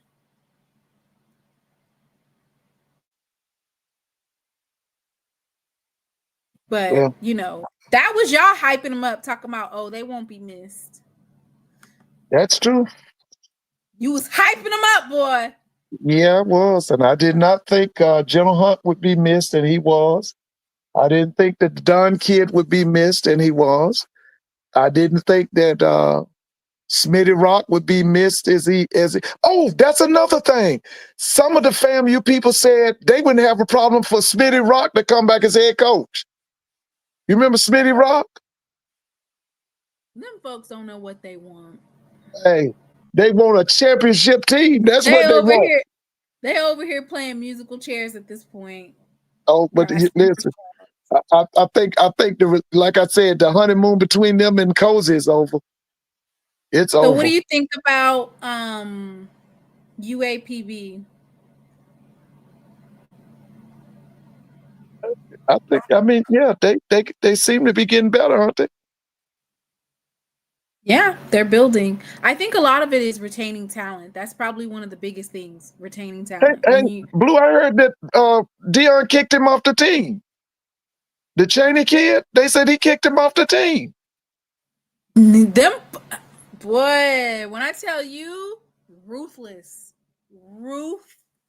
ruthless had kids going to the portal thinking they was gonna get a invite to come to Colorado and had no intentions on offering them boys or had kids going to Colorado, didn't even Yeah, offer remember the them guy Rest Press? Didn't he go out there, scholarships. Colorado? Remember when his name Rest Press? Oh yeah, yeah. Remember he was the one that pulled Cheney out there. I don't know why he did that. Isn't that tampering? Or he had already went to the portal. I think he'd already gone to the port. Yeah. Was his name Johnny Cheney? What was his name? Was it Johnny Cheney? I know. I remember it was Cheney. My thing is this: like, I'm glad that kind of died down, right? The whole like go to Colorado and say and be saved, and you're gonna get this, that, and the third. I'm glad that kind of died down. Because while Colorado is doing well, Well, they the in a weak narrative that conference. The Big 12 is probably the weakest of the Big Four of the Power Four. and I think what they're learning is that no matter what you do, they're always going to find something to fault you for, right? Because they Yeah. basically told Shador, you can't get drafted unless you're at a bigger school. He goes to a bigger school. Well, you're in the Big 12, it's a weaker conference. So they're always going to make excuses for why they're discounting, and there's nothing you can do about that, right? They're just But I knew Shador was a pro when he was at Jackson. There's some things he was doing. I I'm knew he just was a pro. saying they were making it seem like he had to go to Colorado and he went to Colorado No, and now they're saying, no. well, you're not in the SEC or you're not playing any SEC team, so you're you're not the best. Well, the pros are saying he's top five, isn't he?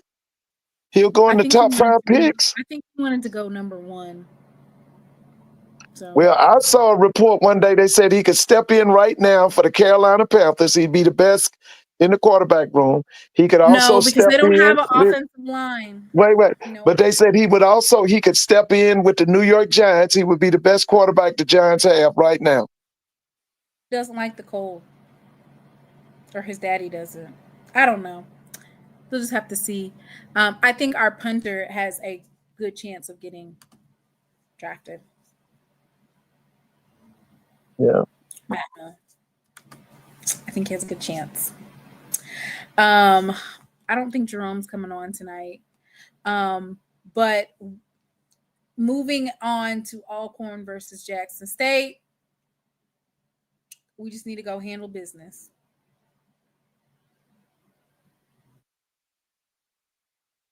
Yeah. Um, I can't wait to see that game. That's going to be a good game. Somebody in the chat said that they've got James Bell's phone number for FAMU and he's looking for a job. Is he still coaching?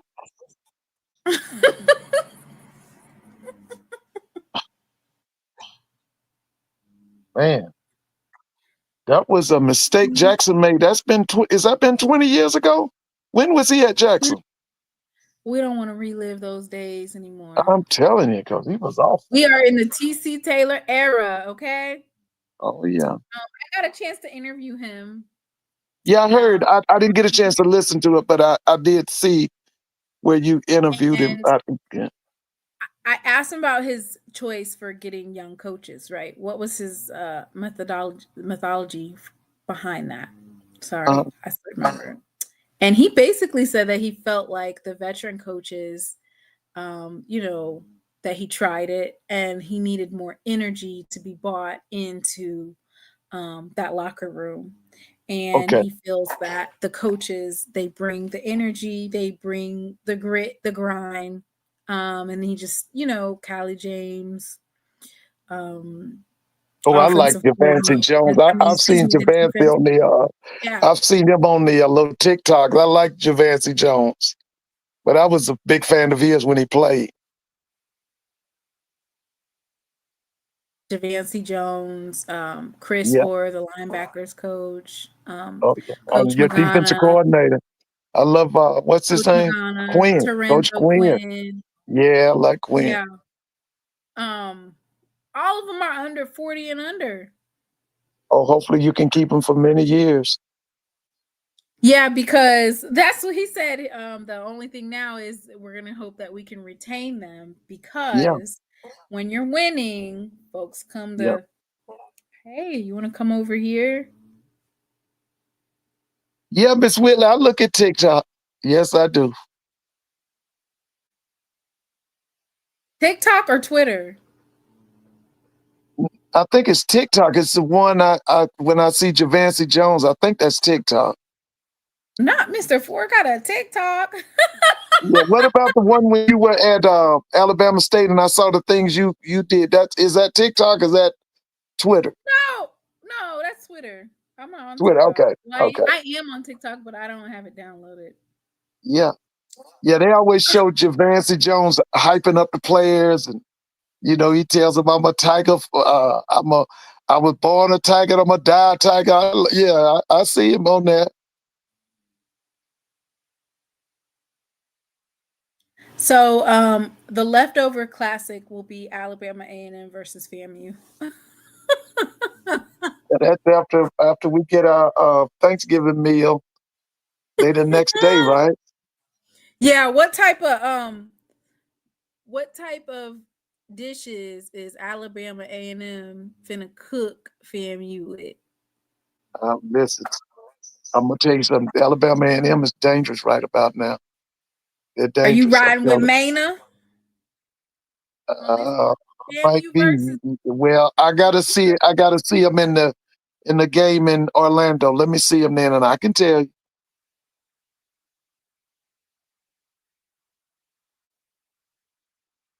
Tell FAMU defensive coordinator he can always come back home when he gets tired of losing to his alma mater. Whoa. Ooh, Tiger born, tiger bred, and when I die, I'll be a yeah, tiger that's him. again. That's what he always said.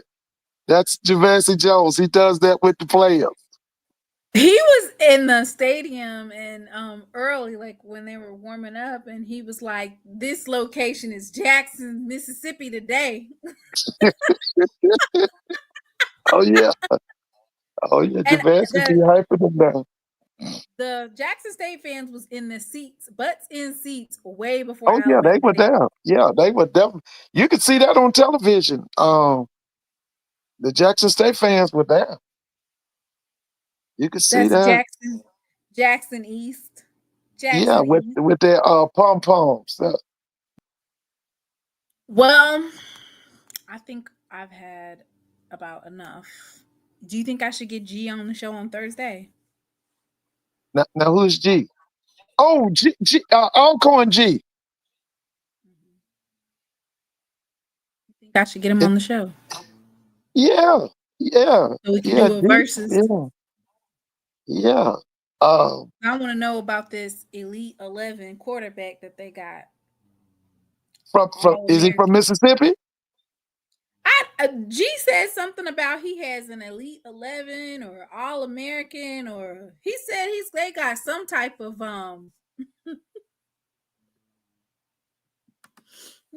some type of quarterback.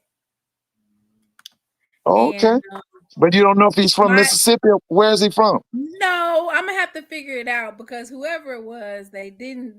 I think there are some question marks there. Their quarterback Vaughn, he was injured, so there's some question marks on that too, on whether or not he'll be at 100% health. I did ask the coach some questions on the coach's call. He said this is just any other game. This ain't we don't even look at it as a rivalry. We look at it as any other game. I That's was what like, Coach for Summer said. real? Yes, he said this is just another game. Not Okay, for well, us. This listen. is You know what that's called, right? You know what that's called, right? You know what that's called? What is it called, Mr. Ford? A lie. That's a lie, and he know it. That's one of the games he's graded on. Okay, well, let him lose 2 or 3 games in a row to Jackson and see how long he's down there at the reservation. That's what that's called. That's a lie. we putting belt to soul. Yeah, baby. I can't wait to see the game. So you saying that there's a chance the starting quarterback for Alcorn would not play? There's a question mark there, and then of course, the coach isn't going to tell us whether or not they're 100% or not. But he just said it's just like any other. And then I was asking him about Coach Quinn. Did I ask about Coach Quinn? I think I asked him about Coach Quinn and Rob McDaniel, because Rob McDaniel played it for Alcorn for 2 years. Right. And that's the defensive player of the week in terms of the 14 tackles, the 3 tackles for loss, and the sack. And I said, what's that? Are you going to be honing in on him or whatnot? He said, I don't think nothing about that at all. I was like, man, you better be thinking, just like you're going to think about stopping Irv Mulligan or stopping Travis Terrell. Rob McDaniel coming back home. Shoot, he gonna be looking to tear something up, because this is the final game of the season that basically puts an undefeated season in SWAC conference play. Oh yeah. Who put up a Shador commercial? They are trifling, Mr. Ford. They putting Shador commercials over on my channel. Oh, for real? Oh, okay. Okay, well, as long as I get paid, okay. Yeah. They will run him off of an academic resort barefooted. He lying. Oh, so you're Now, saying are you going to the SWAC championship game? Are you going to go out for that? See, this is the thing, Mr. Ford. That would entail me going to Jackson, right, and then turn around the very next week and go to Atlanta. Oh yeah, so you're going to come to Atlanta? I mean, I want to go to that SWAC championship, boy. Ain't nothing like the boombox. Isn't that going to be on ESPN too? Yeah, there's nothing like the boombox, right? Classic. There's nothing like boombox classic 2.0, especially since Southern they've been poking out their chest a little bit since they ran through. And I think they found the quarterback they want to. I mean, they poking it out. They got a little bass in their voice when they talk. Yeah, they have. Like they didn't just get mollywopped a couple months ago. But now, listen, let me ask you this: for the SWAC championship game, do you think we get 50,000 plus? With Southern, we get 50,000 plus. It just, the only thing is Southern got to show up, because Jackson State already brings. Yeah, Jackson will have 35. They'll have 30, 35. So hopefully Southern shows up. That'll make it 50. I mean, 15. And then Brianna over there talking about 40. I mean, damn, we can't even beat our homecoming numbers.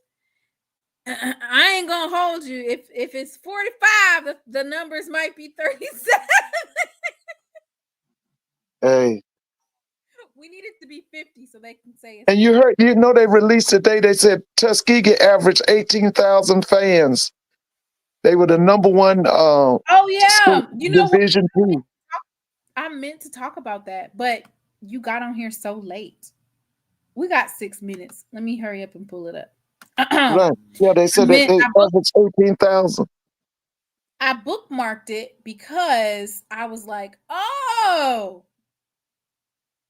so attendance do matter, right? Oh yeah, yes. Attendance does matter. I'm so glad that I saw it, because folks are like, oh, you guys are always bragging about an attendance award. But this is, these folks are doing data analysis on FCS and D2 and FBS. Mhm. And it says outside of the top FBS programs, there's a great overlap between crowd support levels at both higher and lower football levels. So I was like, attendance does matter. They're trying to figure it out. FBS versus FCS. The popular FCS teams,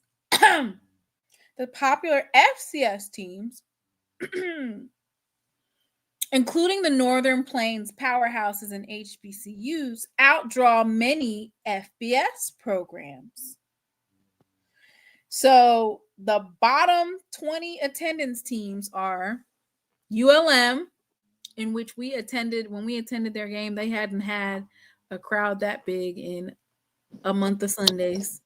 San Jose State, Buffalo, Charlotte. Let me say that again. Charlotte, Western They Kentucky, inspired their coach. Bowling Green, and they hired our former tight end coach. I don't know if he was our tight end coach when he was here. What's his name? The tight end coach at Colorado. I forgot his name. It just dropped Yeah. me. It starts with a T though. Yeah, I remember him. He was at Jackson State.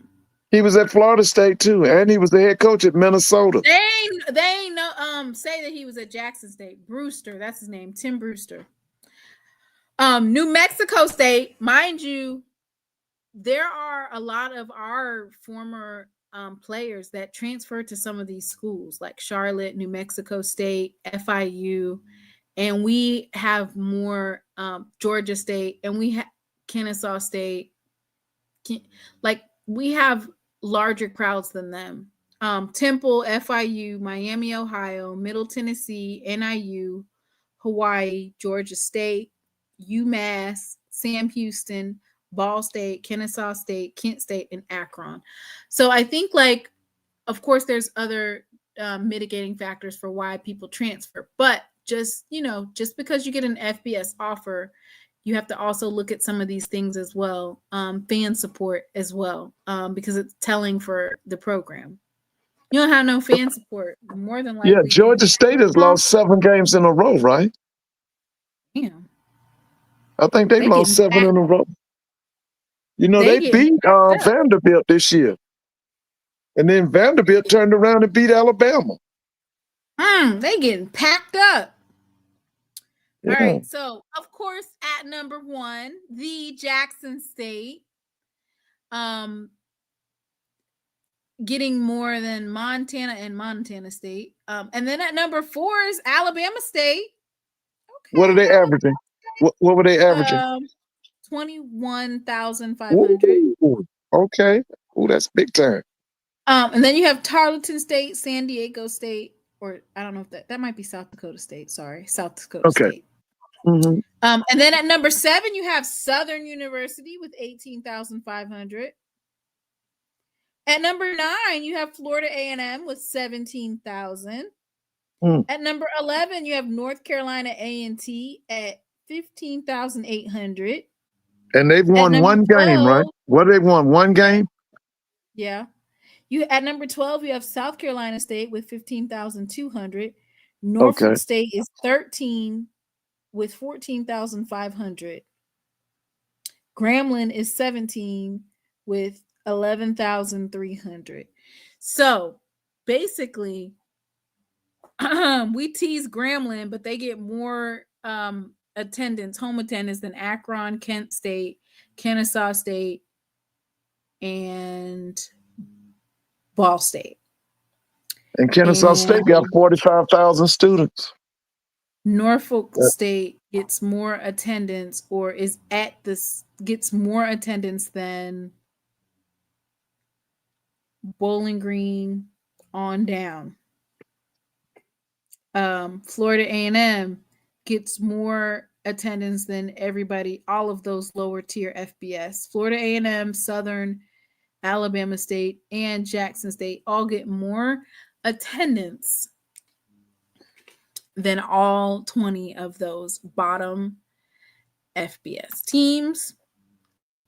D2, let's see.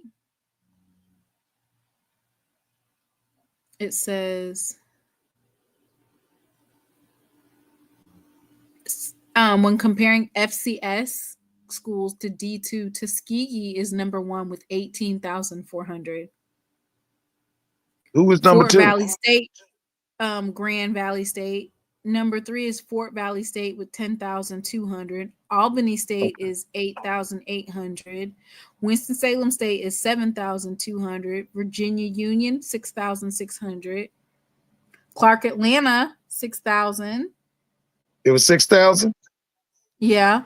So Okay. basically, they're getting all of they were comparing the top 25% of D2 programs and saying that they outdraw a lot of the FCS teams like Robert Morris, Right.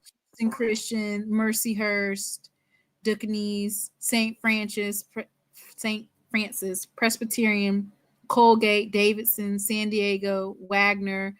You know what's crazy is a lot of folks be wanting Jackson State to play some of those teams to prove that we can compete with them. Why the hell would we want to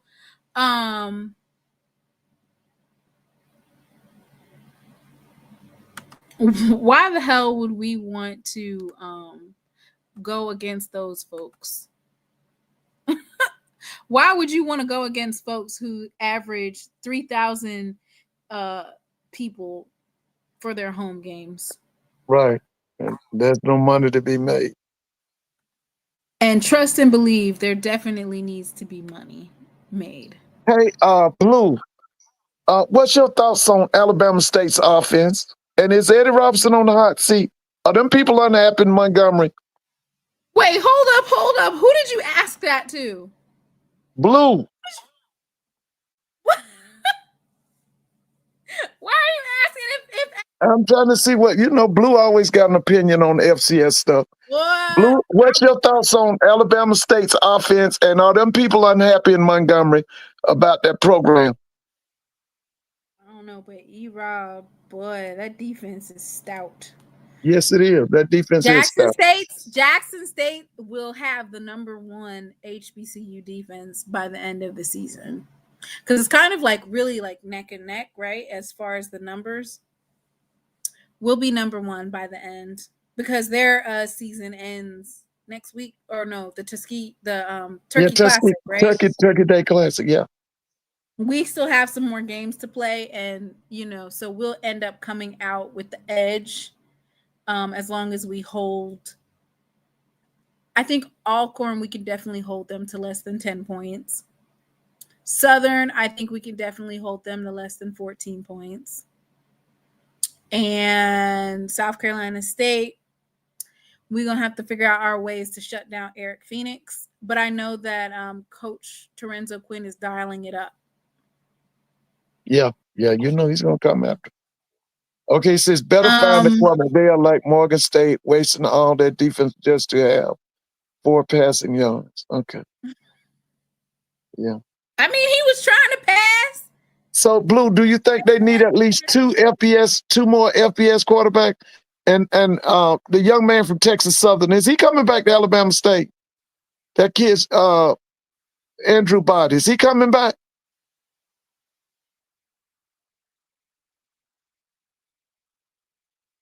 And how many years of eligibility does he have?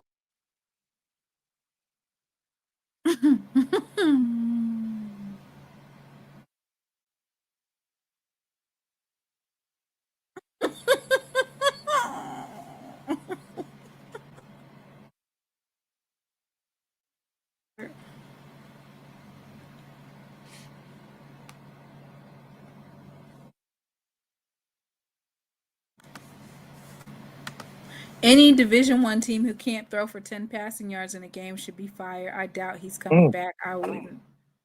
What? Whoa. That's heavy, Blue. So how many years of eligibility does he have? Is he going to get a chance to play 7, 8 years?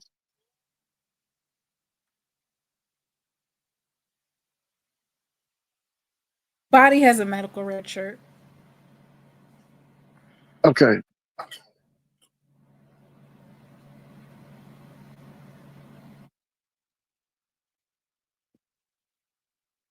But for me personally, I would not put all my stock into a quarterback with those types of injuries. I would have to look elsewhere.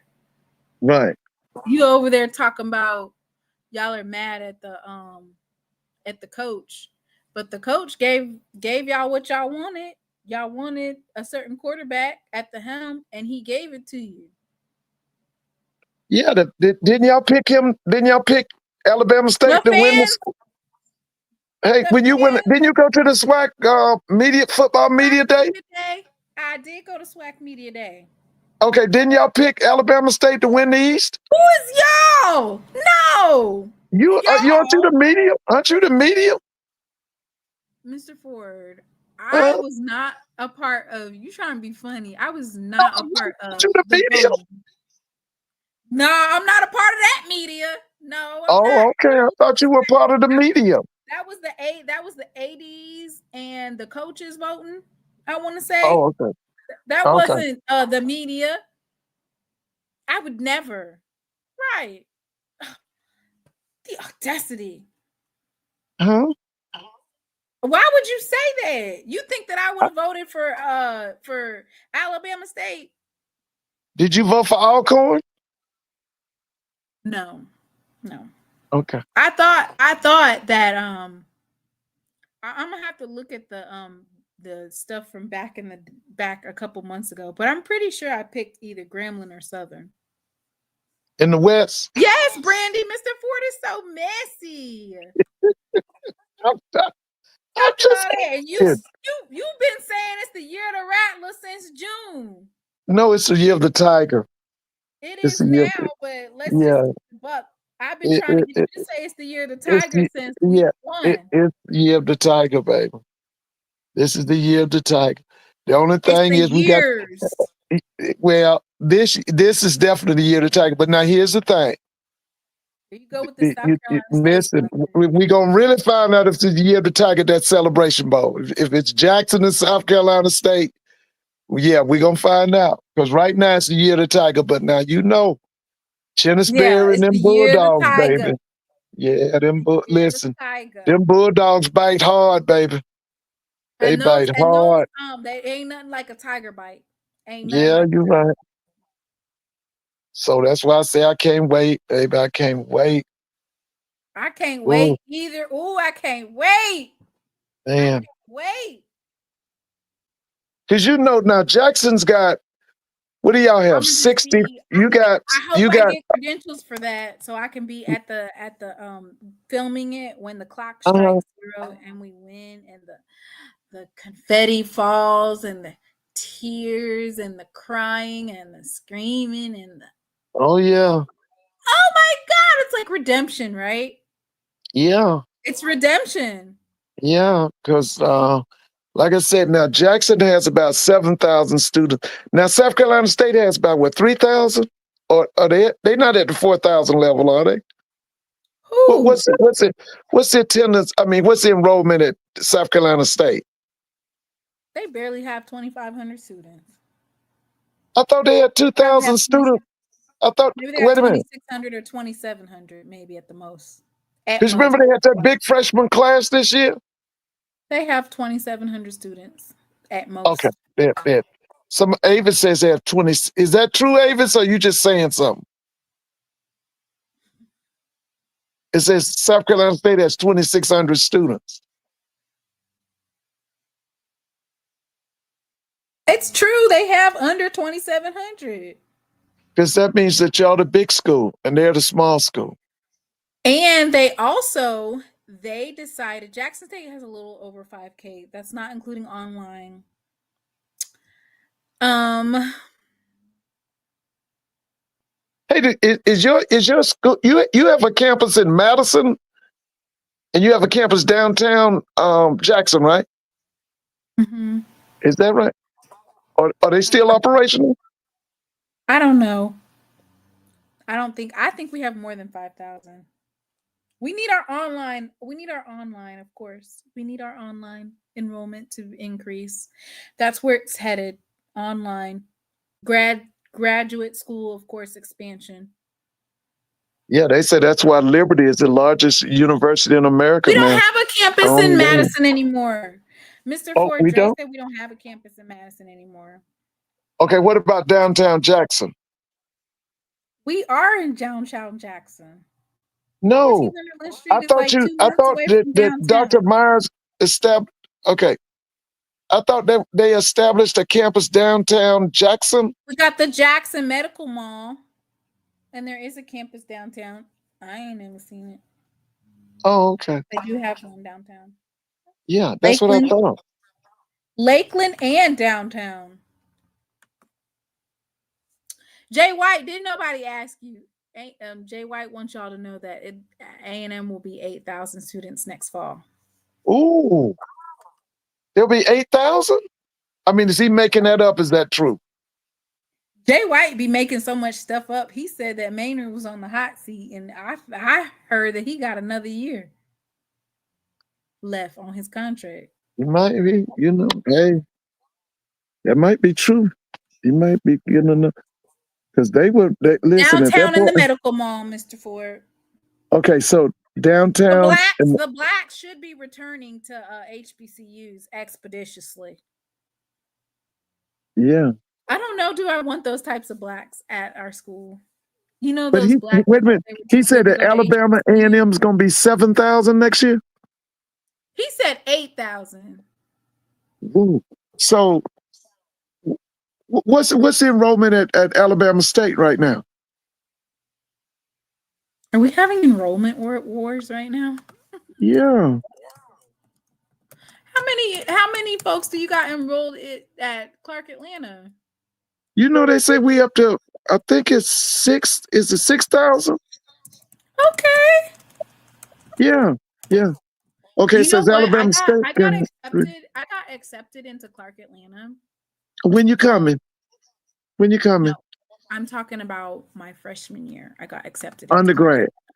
Oh yeah, you would have loved it. And I got accepted, but I got accepted into Mizzou, into one of those DEI programs.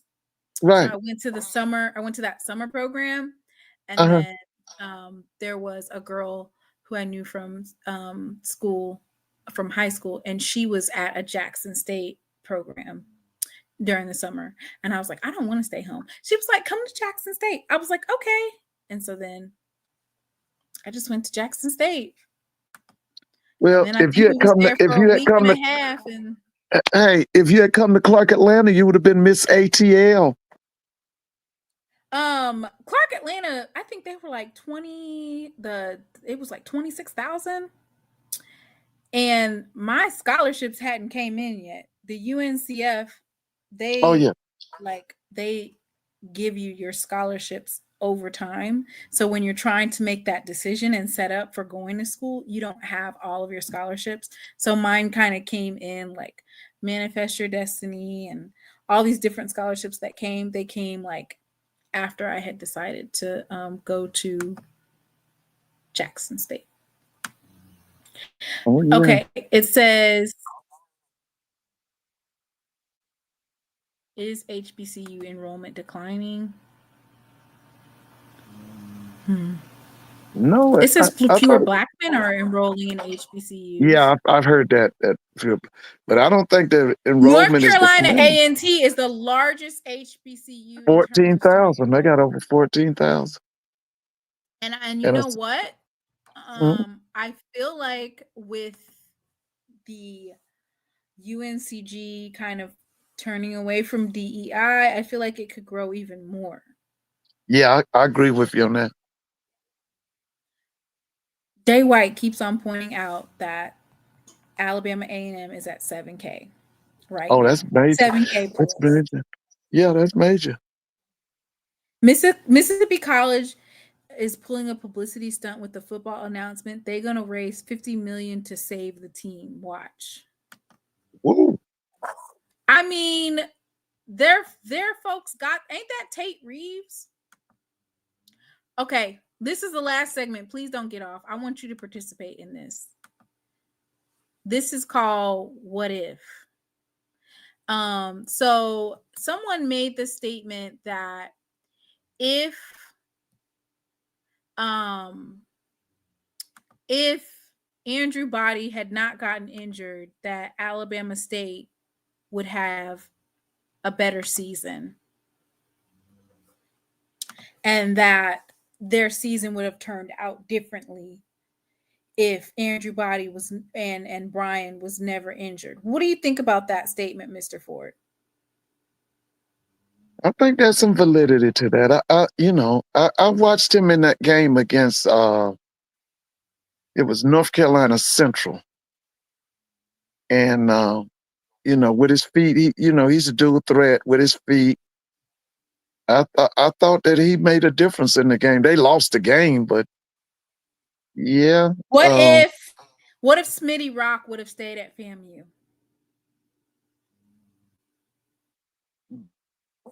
I think it would have made a difference. Yeah. Yeah. I knew he was a good defensive coordinator, but I didn't know they would miss him as much as they did. I knew he was a good defensive coordinator. I watched him. If we're a fifth, we'd all be drunk. That's true. Without a doubt. What if Shedeur was still at Jackson State? Oh, baby, y'all would be playing in New York, Chicago. Y'all would have a national. Playing in Chicago next year. Listen, y'all would listen. If Shedeur was still listen, they would have him. You don't remember when Steve McNair was at his last year? Do you remember that year when everybody in the world was watching him? Do you remember that? This was when Steve McNair was a senior at Alcorn. Air McNair. He was Air McNair 2. His brother was Air McNair 1. But listen, everybody in the country was keeping up with him. You couldn't go anywhere they wasn't talking about it. They were talking about him on TV because Lee Carzo and them was trying to put him down because the Washington Post and the guy at Sports Illustrated had said that he should get the Heisman, even though he was at an FCS school. At that time, it was Division I AA, and they were trying to put him down. And let me tell you, if Shedeur had stayed at Jackson State, he would have got the same kind of publicity. I mean, he's getting the publicity now, but if he had stayed at Jackson State, man, Jackson would have been on TV. I mean, they on TV every weekend and all that, but man, it would have been like the Steve McNair era. It would have been like that. All right, next what if?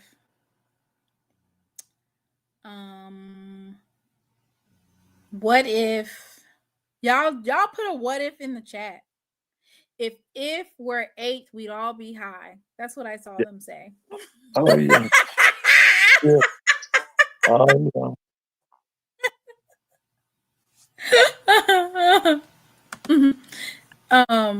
Charlie Ward came down here to see McNair. Yeah. They gave the Heisman Trophy to a guy named Rashad Salam, who was not even in Steve McNair's class. And they gave it to him. And that was to keep from giving it to him because he was at HBCU and he was in Division I AA. Hampton. We're playing Hampton in Chicago. Oh, that's going to be major. That's going to be big next year. So I just wanted to do the what if because I thought it was asinine to make the assumption that, mind you, Body, I don't think he's ever won a game against Jackson State. I think this week come with the same results. Definitely don't want to be running with them linebackers coming up the middle.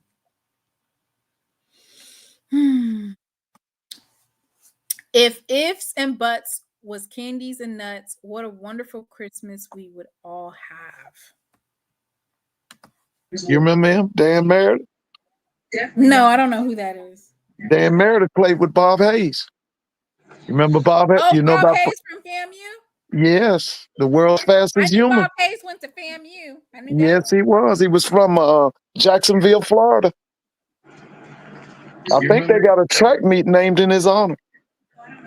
What if Ed Reed was actually hired at Bethune-Cookman? Yes, the world's fastest human.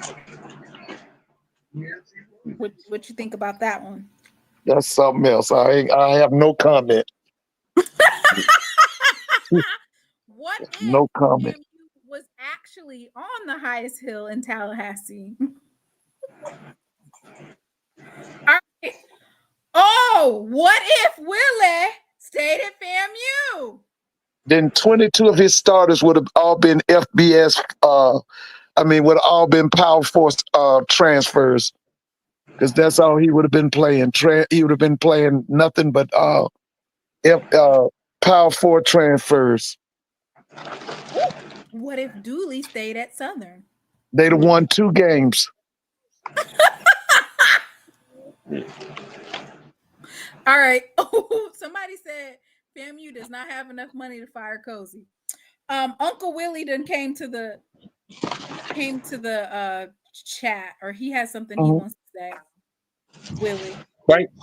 Thank you. How you doing, Mr. Ford? Hey, how you doing? I'm doing well. I just wanted to pass the message on to FAMU and the MEAC supporters that follow FAMU to the SWAC. They disrespected the SWAC for the last 3 years. I'm talking about the MEAC. I'm not talking about Mr. Campbell and Mr. Ford. Mr. Ford and Mr. Campbell tried to talk to the fan base in a reasonable way, but they were so delusional. I want them to know this. I'm going to take a strip from American Gangster. Right. Willie gone. Willie Simmons don't own no real estate up in the SWAC no more.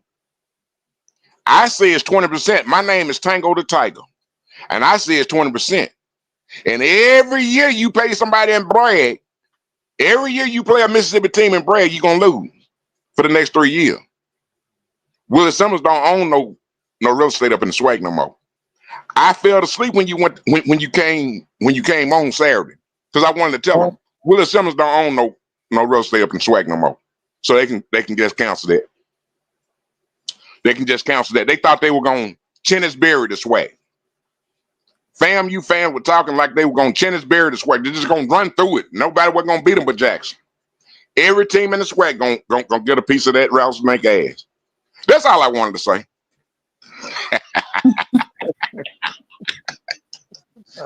Y'all have a good night. All right.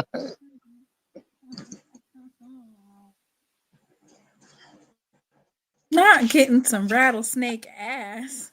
Yeah, You get a piece. You get a piece. You get a piece. You get a piece. Baby, if Bethune-Cookman beats FAMU, you know what's funny is last week we were saying if Valley beats FAMU, and they did. If Bethune-Cookman beats FAMU, it'll be restored order, right, Mr. Ford? Based on history, Bethune-Cookman been whooping FAMU ass in the Florida Classic. That's right. You remember Brian Jenkins, don't you? Yep, I remember him. You remember Brian Jenkins? Belt to ass, right? Yeah, it was belt to ass. They had a 9-game winning streak, and Willie Simmons broke it. He ended it. I feel like that will be redemption for Coach Woody, right? The fire will be a little bit off of him if he beats FAMU this weekend, right? Oh yeah. That would be major. That will restore a little. That they'll give him a little bit of extra time to develop. Yeah. Oh look. Oh, I like this one. What if Howard had 300 band members? Oh, that's the best one of the night. What if Howard had 300 band members? Boy. Ooh. Oh, you messy, Mr. Ford. Ooh, I like that one. What if Howard had 300 band members? Oh. Dre says they'll still be sorry. Ooh.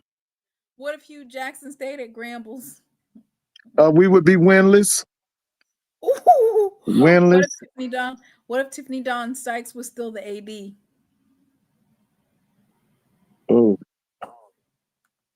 You ain't got nothing to say. It can't be no worse than what it is. It can't be no worse than what it is now, Effie. How you gonna fix it? You done messed me up. if they were winning, they'd be like, it's in spite of the AD. But now because they're losing, it's because of the AD. How you gonna fix it?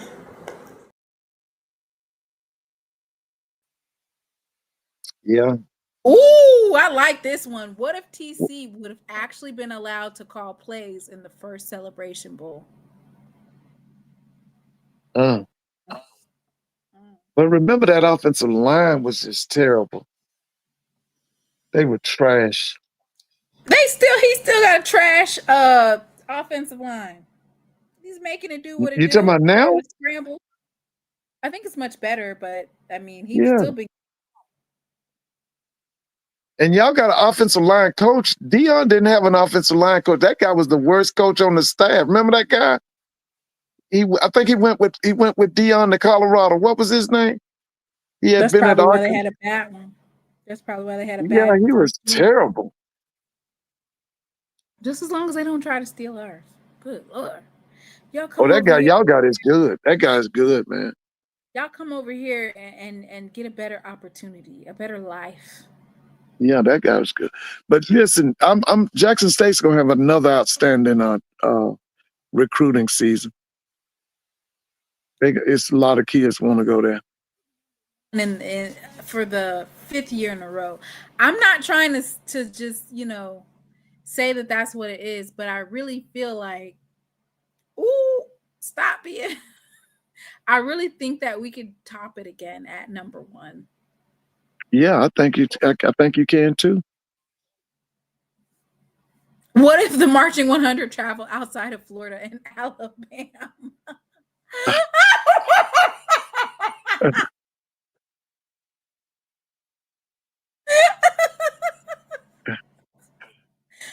Oh, see, I'm not saying anything. I'm just posting it. What if? What if? All right, y'all. Well, thank you guys so much for tuning in on Thursday. I'm gonna try to get G. If I don't get G, I'm gonna just clip some of his stuff. And because he loves talking. I got something to say. That's him. That's G. I got something to say. Y'all hired some homegrown talent. I'm proud of Jackson State. Everybody give me a round of applause. Everybody just give me a round of applause. They hired some homegrown talent. And got a homegrown ass whooping. That's a homemade ass whooping. That ass whooping from scratch. Okay? That ass whooping went out the box. That ass whooping came from scratch. Them folks told you last year, I hope you put me on homecoming. Them folks told you what they gonna. See, it's one thing to sneak up on me. If you're gonna sneak up, I lost to Texas Southern last year homecoming, right? I didn't see that coming. They snuck up on me and they beat me. Them folks told you, if you put me on your homecoming next year, I hope you put me on your homecoming. You dummies did it. You did it and got your ass whooped. Ooh, We looking to give him some of that homegrown ass whooping. yeah, that G A boy. week before Thanksgiving. So I'm gonna try to get him on here. We'll see Yeah, what G it's like. awful. His best 2 offensive players, 2 defensive players, and a special teams player, and then my best 2 offensive, best 2 defensive, and a special teams player. We're gonna do 5 versus 5. Hopefully, maybe. Band of the Year show. I'm supposed to be at the Celebration Bowl. I might get some. I don't know if I'm gonna be able to do that. Band of the Year show, probably not, because I'll be in Atlanta, Georgia. Yeah. So I'll see you on Thursday. Okay. All right. right. What are we doing Band of the Year for? We trying to be, well, we don't need to try. Sonic Boom of the South will be performing at the Celebration Bowl. So y'all gonna have to find someone else to do the matchup. I don't know who's in the lead right now. Is it Southern? That'll be the only way Southern is represented in Atlanta is the night before. Southern versus North Carolina.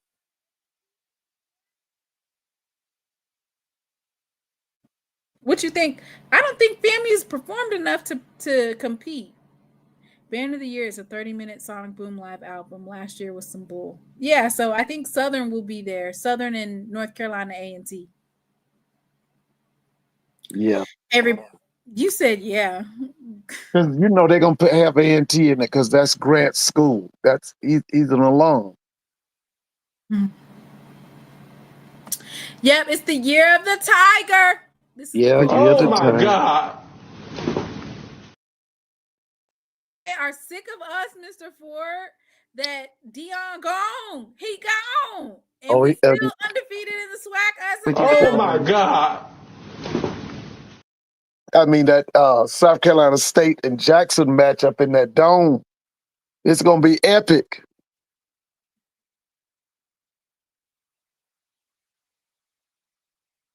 It's the year of the tiger. That's all I'm going to say. Yeah, the tiger. Yeah, and y'all have a good night. He made it big time, Willie!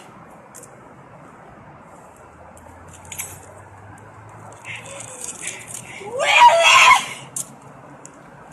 Willie!